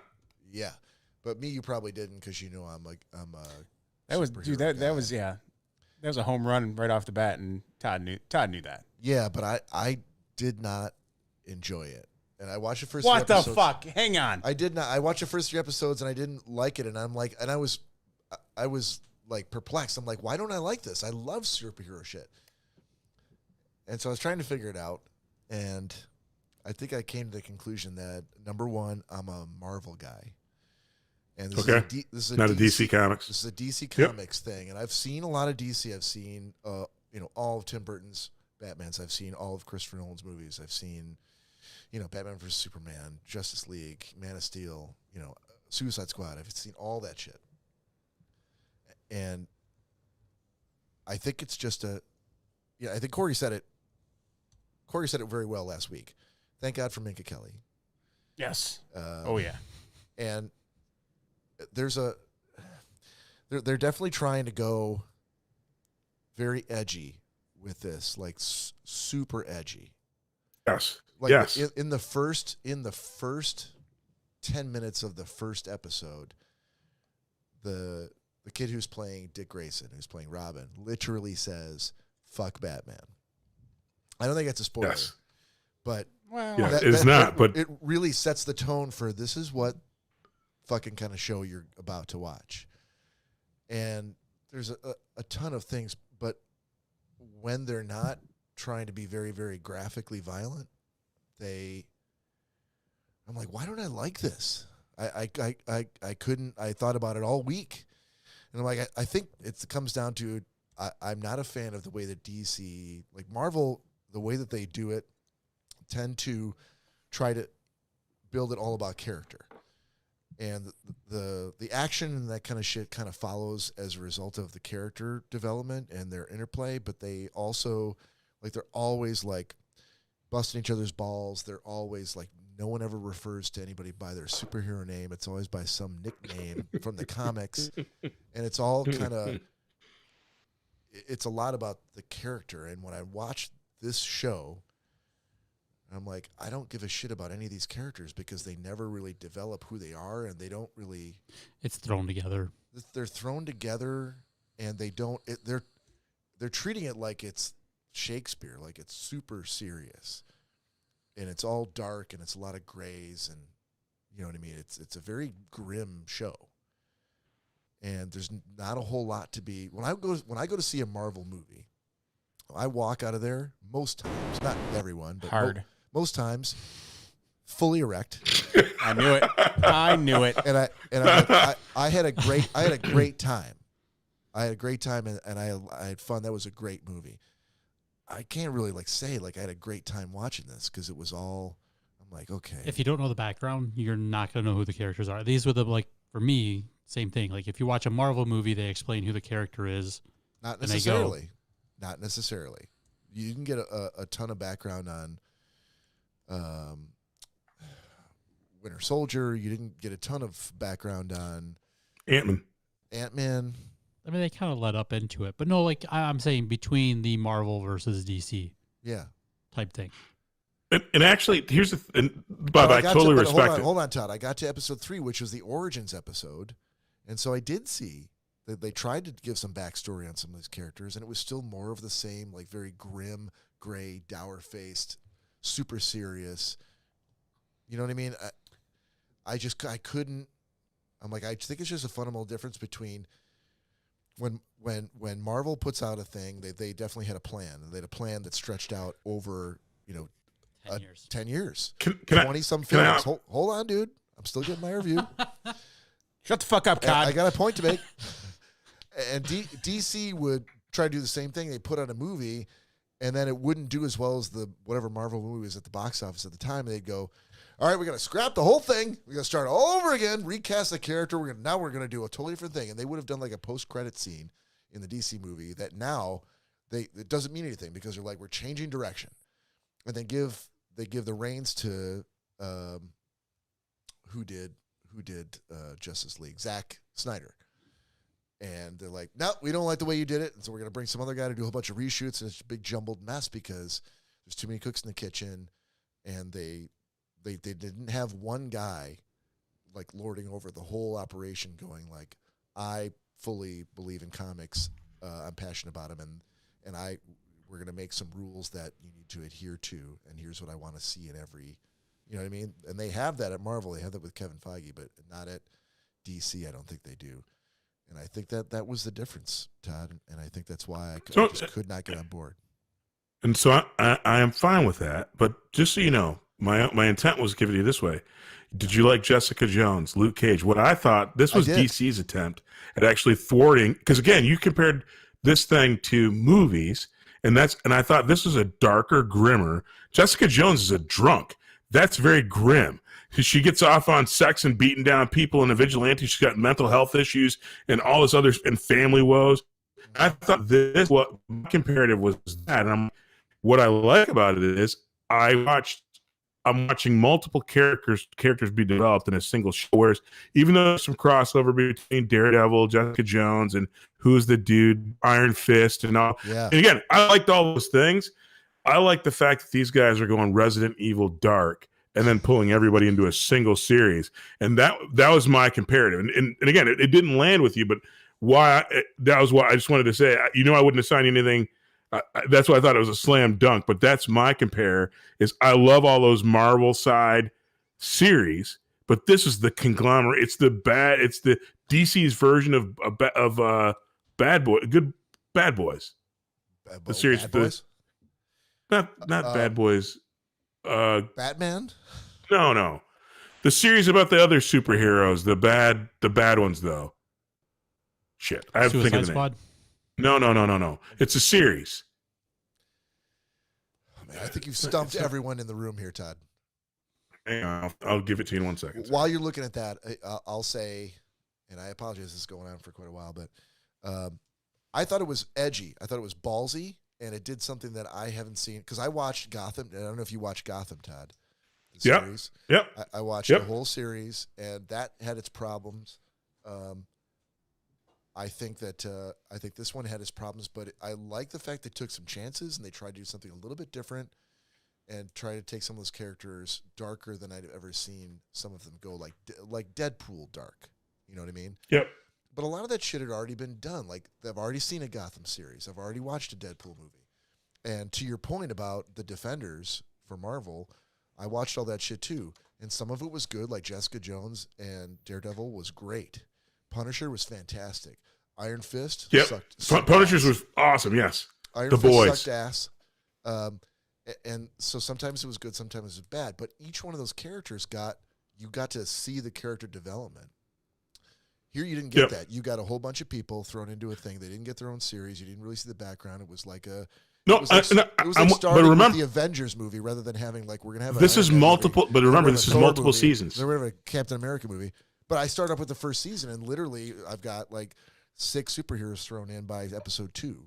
So that might have been one of the problems. But yep, I'm with you. But I appreciate that because I'd seen it. I didn't know what it was about. I never gave it a chance, and I did. So I would say I give it a C+. I love it. The Boys. The Boys, so okay. good. That's what you were trying to remember. Okay, awesome. All right. Yes. All right, so we got done with this. We're going to do new assignments, but first, Todd, get your Crown Apple out. I do. Schnozcast shot. If you're out there and you've got alcohol within reach, grab it and do it with us.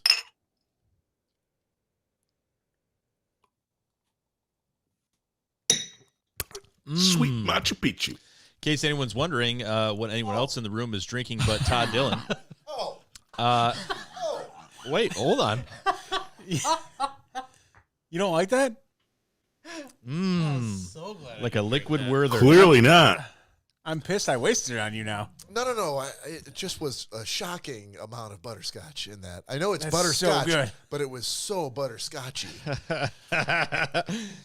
That was phenomenal. And because it wasn't in a shot glass, it was like slow Glug, glug, glug, glug. glug, glug, glug, glug, glug, glug. So- I'm like, Jesus Christ. So Bob and I had purchased Dr. McGillicuddy's apple pie, which we do on the river all the time. Cory, not knowing that, had gone to the store and got something for himself, some Pink Lady lemonade or something. Pink Whitney. Whatever. And Not much better. and he also bought some shooters, which were Dr. McGillicuddy's And apple thank you, pie. by the way.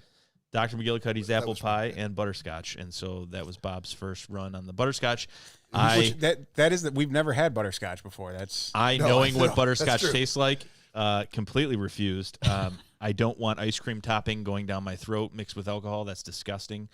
And Bob proved me wrong, apparently. So I loved it. I thought it was great. Thank you very much, sir. Okay. Yeah, you're welcome. I would rather do a peppermill flavored shot than butterscotch. Holy Yes. shit. Trademark that shit. Butterscotch sucks. All right. New assignments. I have drawn Cory. Todd, you have Greg. Cory, you have Todd. Greg, you got Nick. And Nick, you got me. All right. Bob, I'm just going to ask you this first, just in case I have to deep dive and look for something else. I'm sure this is something you've probably already seen, but let me ask you. Have you seen Gimme Danger? Is it a show or a series? Documentary. I don't think so. He ain't seen shit. I'll take it. Gimme Danger is on Amazon for free. Okay. I got it. Dude, that was probably the easiest gentleman's agreement you've ever had. And it could not. I was keeping my fingers crossed that I would get you tonight because it could not be more of a Bob documentary. So let me get this straight. We started off the podcast Yep. with getting ready to go live, and you gave me like 4 different things that you had prepared, Yep. and you watched your Jones Green, and you actually watched something new that you'd never seen before. Specifically up So your that you alley can that I assign- could give it to you. Yep. Dude. I know. Let's just I'm setting the bar way give it too up high. for- It's all right. downhill from here. Give it so. up for Nick for setting a personal best on the podcast for effort. It was definitely not something that I would have watched on my own, but I forced myself to watch it. I liked it, and I think you will too. I appreciate it, buddy. Okay. So Cory, I got you. And I'm gonna try to let me try to put it on this list and see what are the ones that you are most likely to have already seen. Have you seen The Martian? Yes. Okay. Have you seen Monty Python's Life of Brian? No. Are you a Monty Python fan? The Holy Grail is about the only thing for me. Have you seen anything other than the Holy Grail? It's been a while, but yeah. So you have seen other ones? Yeah. Okay. How about Ford versus Ferrari? Yeah. Oh, yeah. You have seen that? Oh, yeah. Okay. During the COVID days. Bag would have just me and a pile of fish sticks.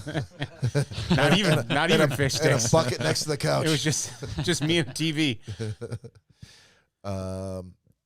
Okay, so good to know. I'm gonna give you. Oh, I'm gonna hold off on that one. Oh, that's gonna be The hand jobs. I Later, know yeah. exactly. Oh, all right. I know exactly what I'm gonna assign that one to you, but I not know today. what I'm giving you later. All right, I'm gonna give you Eastern Promises. Okay. I know you. I know you're okay. Subtitles. Yes. No. You'll be happy to know it's all in English. Well, mostly in English. Eastern Promises. This That's does right. not sound promising, but You're gonna fucking love it, dude. Oh God, there's parts where I have to read. Fuck. I didn't sign up for this. All right, Teehee. Greg, you got Nick. Yes, I do. I have 2 since you're going down the John Wayne rabbit hole. My Yes. old man is a Dude, mine was fan. 2. of John Wayne, just absolute favorite. Him and all of his brothers. Yeah, it's unreal. Do you want Western or do you want war? Western. Western. Rooster Cogburn. It's one of his later movies, but Hold on a minute. I had 2. I'm just at so the character that he plays in Rooster Cogburn. Yes. Did he play that same character in an earlier movie? That you would have seen. If you didn't see it, then it doesn't matter. Yeah, because Bob's probably thinking chronologically if he wants to. Yeah, so that's just true. It is True Grit. Haven't seen it.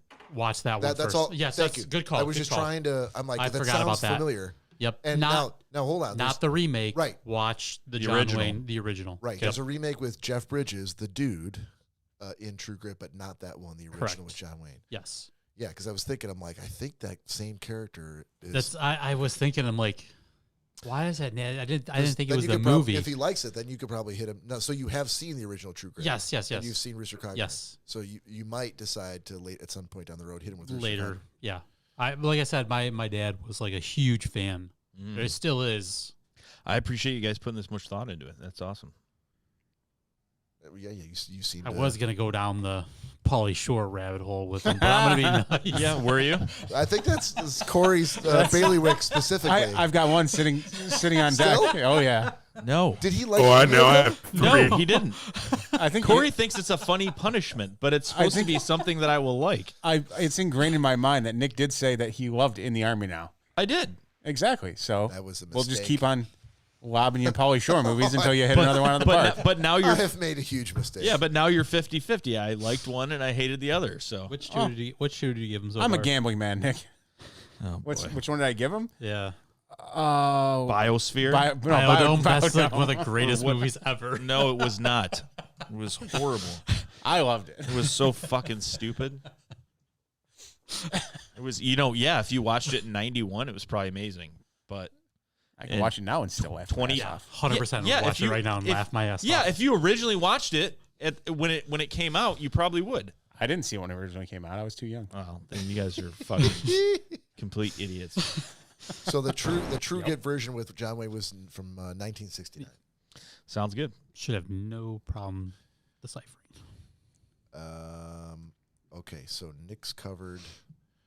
I haven't gone yet. Well, okay, Oh. Todd, you got Nick. No. Sorry, Todd, you got, I thought I had you got Greg. You got Like, Greg. how many movies am I watching? You got Greg. All of them. I got Greg, and Greg. I'm going to go out on a limb. This is a movie that I've seen, but I've seen recently, and I really liked it. It is. This is a could be a solid C, or it could be a A plus. Why are your hands raised? Trying to act as an antenna for the mixer to make sure That's that you're right. coming through. That's what happens when you start breaking up a little bit. That's Yeah, no, keep Bob going. knows it. Keep going. No, so the movie that I'm assigning to Greg is Midnight in the Garden of Eden. Midnight. Midnight in the Garden of Eden or Midnight in the Garden of Good and Evil? That's the book. Okay. So And I think you can get it on. No, I'm signing the I know, movie. I'm kidding. It's hard. It's going to be hard. It doesn't come up on your Google search right away because Kevin Spacey's in it.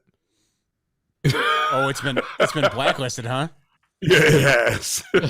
You really got to search I'm like, for that oh, shit. they haven't stripped all this shit off yet. So Midnight in the Garden of. Good and Evil. No, Eden. No, good in the Garden of Eden. I'm sorry, that's the movie.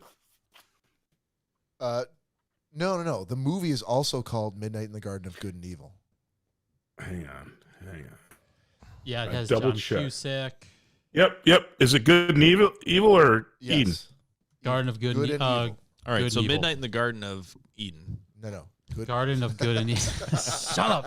All right. That's Perfect. the one. The one John 2.5 Cusack. hours long. Yeah, Perfect. John Cusack, Kevin Spacey. Yes. Well, unnamed actor. Redacted. We can just bleep that out. Have you seen it? I have not. Okay. Seen it, Bob? I have seen it, yeah. This is definitely I'm out on the ledge. Why? Because it's Kevin Spacey? No, because it's Greg. It's not a zombie movie or a horror right. movie. So And exactly. I'm like, I know how to hit but a home. I do like a lot of Based on movies, what so- Greg's given me, I know what I could give him to get A's every week. I've probably already seen it But I love the fact that you're going on a limb and trying not specifically to just get an A, but to correct. I'm trying. I think it's a quality. I think it's a quality film, done very well, touching on some things that are. It was before its time, and it's before. There's a lot. There's a lot to like about it, and again, I don't want to. I want Greg to see it because I'm like, it's not one that I would have watched, and I did, and I'm happy I did. I found it on Amazon Prime, so it's $3 on Amazon Prime. So and if you hate it, I'll pay you back. No biggie. And Cod feels one of the actors got a bad rap. So yeah, no, I don't feel that at all. He got the rap he deserved. I just paid. He didn't say it was Kevin Spacey. He could have been any actor in that movie. Exactly. Yeah. I just paid $3.99 to watch Top Gun for the 150th time. Just buy it, dude. Just buy it. Oh, you want to hear what sounds great on my surround sound? Hold on 1 second. Purchase. Yep. Damn it! It's been over 48 hours again. All right, Cory, you got Todd. Todd, you have Tom Segura, Ball Hog. I think I saw that one. Did you? God damn it. I think you assigned it to me. Hey, Bob, can you check the OneNote? You did on July 9th. I thought I did. I couldn't find it in the notes. There's too many movies here now. It's on OneNote, dude. Cory's had a lot of note problems tonight. You could do a find in OneNote on Tom Segura. This was on my note that.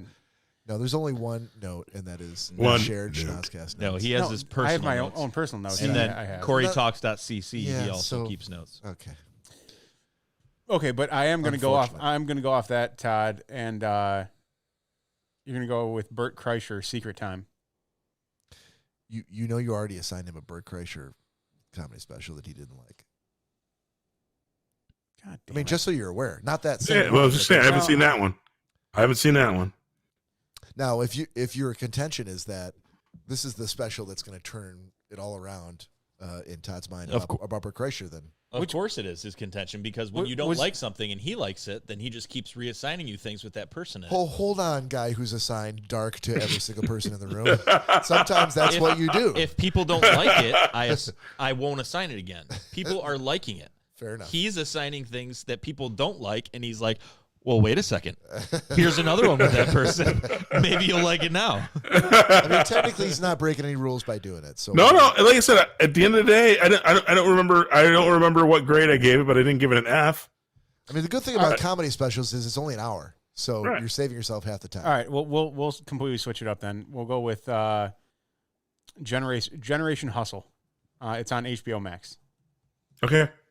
Which, by the way, Bob, yours is, I think, only an hour and 16 minutes. So going back, have you seen the Zack Snyder cut of? No, not yet. I would like to. Do you want to come over and watch that when I get it all done? Fuck yeah! Why don't you guys just get a fucking room and get married? We will, with some Raisinets and some fucking popcorn. Seriously, buying couches together, watching movies. You're kind of infringing on our friendship here. So. All right. I detect a little jealousy. Yes, we can do the Evil Dead, and then we can do the Zack Snyder cut. Yeah, and the locks will be changed next time you guys come back to the Schnozcast. We're gonna have a whole new host. The Zack Snyder cut of that film is probably not a good candidate for a double feature, given that I think it's 4 hours long. Yeah. If it's 40 it's a perfect candidate long, then. He's gonna fall asleep. Perfect so candidate. good luck with that. So Todd, I've ventured. Do you know how many Raisinets you're gonna need to keep me away for a 4 hour movie? I have 15 boxes left. That's enough. Just serve. I was about to say 15 boxes. Just serve more wine and heavy gravy, and he'll be all set. Yeah. So Todd, I've turned one of my back rooms into a movie room with a projector and a 110-inch screen. Nice. It's gotten a little ridiculous, but it's pretty awesome. You know, you're talking to the guy that has 17 TVs, right? That's fine. Does he have one that's 110 inches? Probably. He's got one that's 140 inches. I hope he does, because we're coming out to watch movies. Todd, you need to make a purchase. No. Actually, it's funny you bring it up. I will not have one in my home, but there's where our fire pit sits. We're actually trying to get a screen made that's going to be about 200 inches in boom! 4K Yes, on the side of the house. Fuck you, Greg. He's having done. Greg, he's having it made. Did you have it made?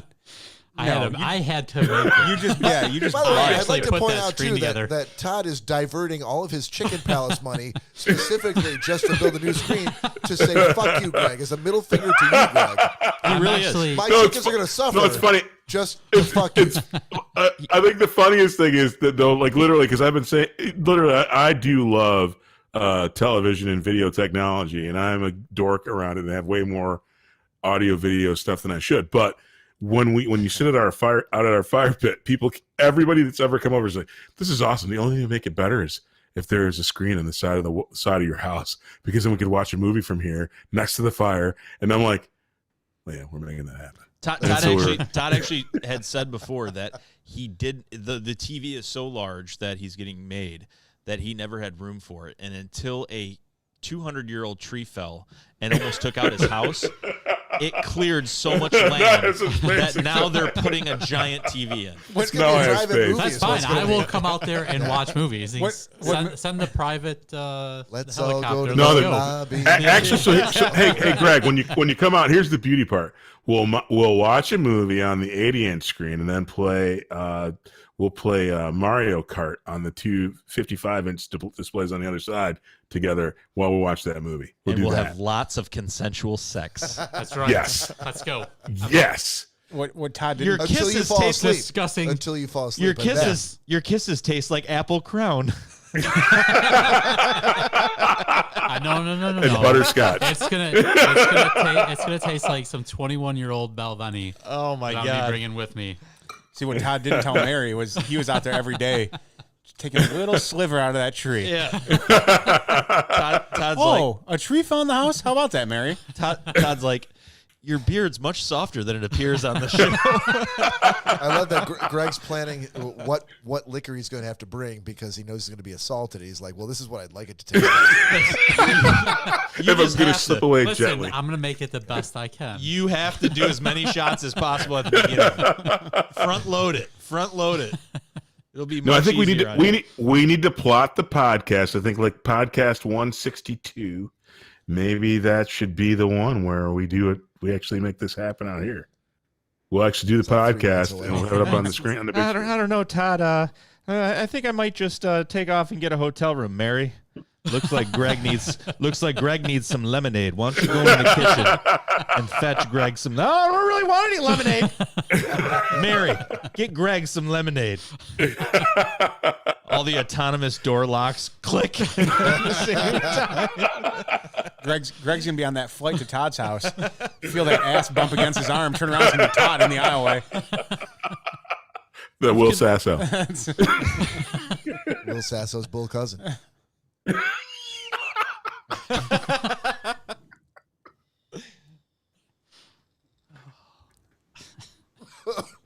don't know where we go from here, fellas, but your top 5 picks. Yeah, we still have the top 5 picks. Movies. Well, we also have pick of the week. However, do you want to keep it under 2 hours? I mean, we're going to be over that if we go. No. If we do the top 5 picks, we're going to be over. If we stop right now, we'll be fine. No, let's do. I fucking put my top 5 picks down, so we can save it for next week. No, let's do it. He chiseled it onto some slate. Not as important as keeping it under 2 hours. Then. No, I don't care about the 2 hour thing. Top 5. Top 5. Yeah. Okay, so top 5 holiday viewing. Who would like to go first, gentlemen? I got you. All right, let's start. Number 5. Okay, now count them down.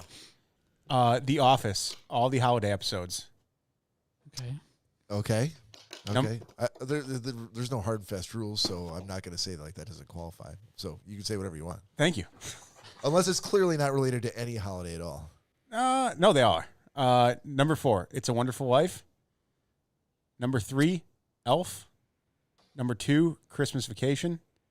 Number 1, A Christmas Story. Solid list. I did not know that you had seen A Wonderful Life, the original with Jimmy Stewart. Oh, God, yeah. It's the only one to watch.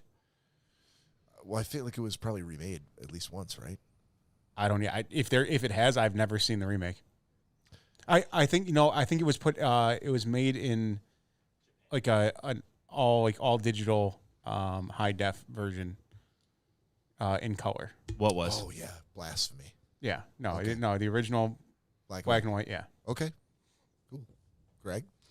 So number 5, go back to the childhood. Number 4, number 5, the old Rudolph. The original, I think it's like the claymation Rudolph. The Rankin Bass animation. Yeah. Yep. I used to watch that as a kid. Relation. Still will watch it. The Charlie Brown Christmas, just because. A Christmas Story. Every time at Christmas, I watch it because it's on 24 hours a day. On My number one whatever it pick. is. Yeah, I watch that every year. Depending on how long I'm at home, I will watch that 2 to 4 times. Good Lord. I don't know why. It stays. I just have to watch it on That's Christmas. not your number one. It's not my number one. Okay, what's your number one? Well, I have National Lampoon Christmas Vacation. I have to watch that. That's around your Christmas. number one, or that's number two? Die Hard is my number one Christmas movie. Gotcha. I watch that every Christmas. I watch it. I'll watch it Black Friday, and then when I'm putting up my Christmas tree, and then I watch it on Christmas. And I can't wait to watch it on the big screen. That's a great mic drop. All right. There's my 5. Todd Dillon. All right. This could be a controversial list. Number 5, Bad Santa. Nice. Number 4, Jingle Jangle. I'm sure it's on Nick's list Nick's too. favorite movie. Something fucking. He gave it props. It was inappropriate for his age group. Yeah, it was. Number 3, Die Hard. Number 2, The Night Before. The night before Christmas? No, that's The Nightmare Before Christmas. Seth- Yeah. Oh, there's a The movie called Night? The Night Before? Was that Seth was that- Rogen, baby. Yes, that's what I was thinking. That's a great movie. I don't think I've ever seen that. Oh, Are you talking about the Christmas movie with Seth Rogen and the other guy, and they're And New York- the dude with the guy wearing the hair, shirt in the place, with the shirt. and the words. aren't they like in like a holiday sweater or something? They're like Sweater. in New York. Yeah. Yeah, I remember that one. That was a good movie. you've seen that? And Yeah. A Christmas Story. Christmas Story's your number one? Okay. Good pick. Hell, Todd. That dude, the Red Ryder BB gun? You'll I shoot want it that. right. Mary Carbine gets mad. Carbine action, dual shot, range model air rifle. Mary gets mad because I will actually. So the day and a half that you do the marathon when it's on again and again and again and again, I watch that the whole day. Same. exactly. Yeah. That's why it's on for 24 hours. It's meant to be watched that way. Bosses! Nick Bader. Hell yeah! So by no means do I like religiously watch this shit every year. I don't watch a lot of movies, as you know, or may not know. But my top 5, I would say, in no order, would be Muppets Christmas Carol, The Nightmare Before Christmas. It has to be, and that's for Halloween and Christmas. The Rudolph Claymation, the Santa Claus. I love the Tim Allen movie. Charlie Brown Christmas. And I will say, I overheard Cory in the background while I was in the bathroom, holding my schwanz, and I have done this. Unnecessary. I have done this for Thanksgiving, but Held your schwanz? I've His done hands as were well. that small. But Oh. I never pieced it together as like its own thing. It was just something I always did. I always went back and watched every Thanksgiving episode of Friends. Yeah, I would do that like every year. So Okay. it didn't necessarily make the list because it's not its own thing. But you did The Office, and I Yeah. think that's of the same, in the same exactly. spirit. Yeah. Yep. Awesome. So mine is number 5, How the Grinch Stole Christmas, the animated, not the Jim Carrey one. Number 4, Miracle on 34th Street, the original. Number 3 is Die Hard. Number 2, Charlie Brown Christmas, and number 1, Christmas Story. Yeah, boy. So I don't. So have you seen A Christmas Story? Oh yeah, Okay. Christmas Story's great. But didn't make your top 5. It's just, again, it's not necessarily a hard and fast top 5. Christmas Story I'll definitely watch if it comes on. It's not something I have to watch. Nightmare Before Christmas, I do have to watch it every year. But our good friend Tony actually stayed in the Christmas Story house. Stayed the night there. If anyone's listening. Fragile. Yeah. Yeah. Must be Christy and a friend just went down to Cleveland, and I saw the pictures. Yeah, It's took not pictures of it. It's not a competition, Bob. It's just a story I was Well, telling. it's true, but if it was, you'd be losing because this was more recent. So because it was more recent? Yeah, it was literally last weekend. Well, so. mine is my best friend. Yours is an ex. So I would say that holds more points. I think I've known her longer. So exactly. I think it holds more points. I'm pretty sure it's not. In great graces with still. Kids are the tiebreak. Yeah. That doesn't mean anything. Tony and Nick have tried to make kids. Go back to your dogs, Todd. Didn't work out So well. Nick lost. That's great. So thanks again. That's the podcast for the week. Please join us here next weekend for episode 151. On behalf of Schnozcast, this is Bob and Cory and Todd and Nick and special guest Greg Cumto saying thank you very much. We'll see you next week.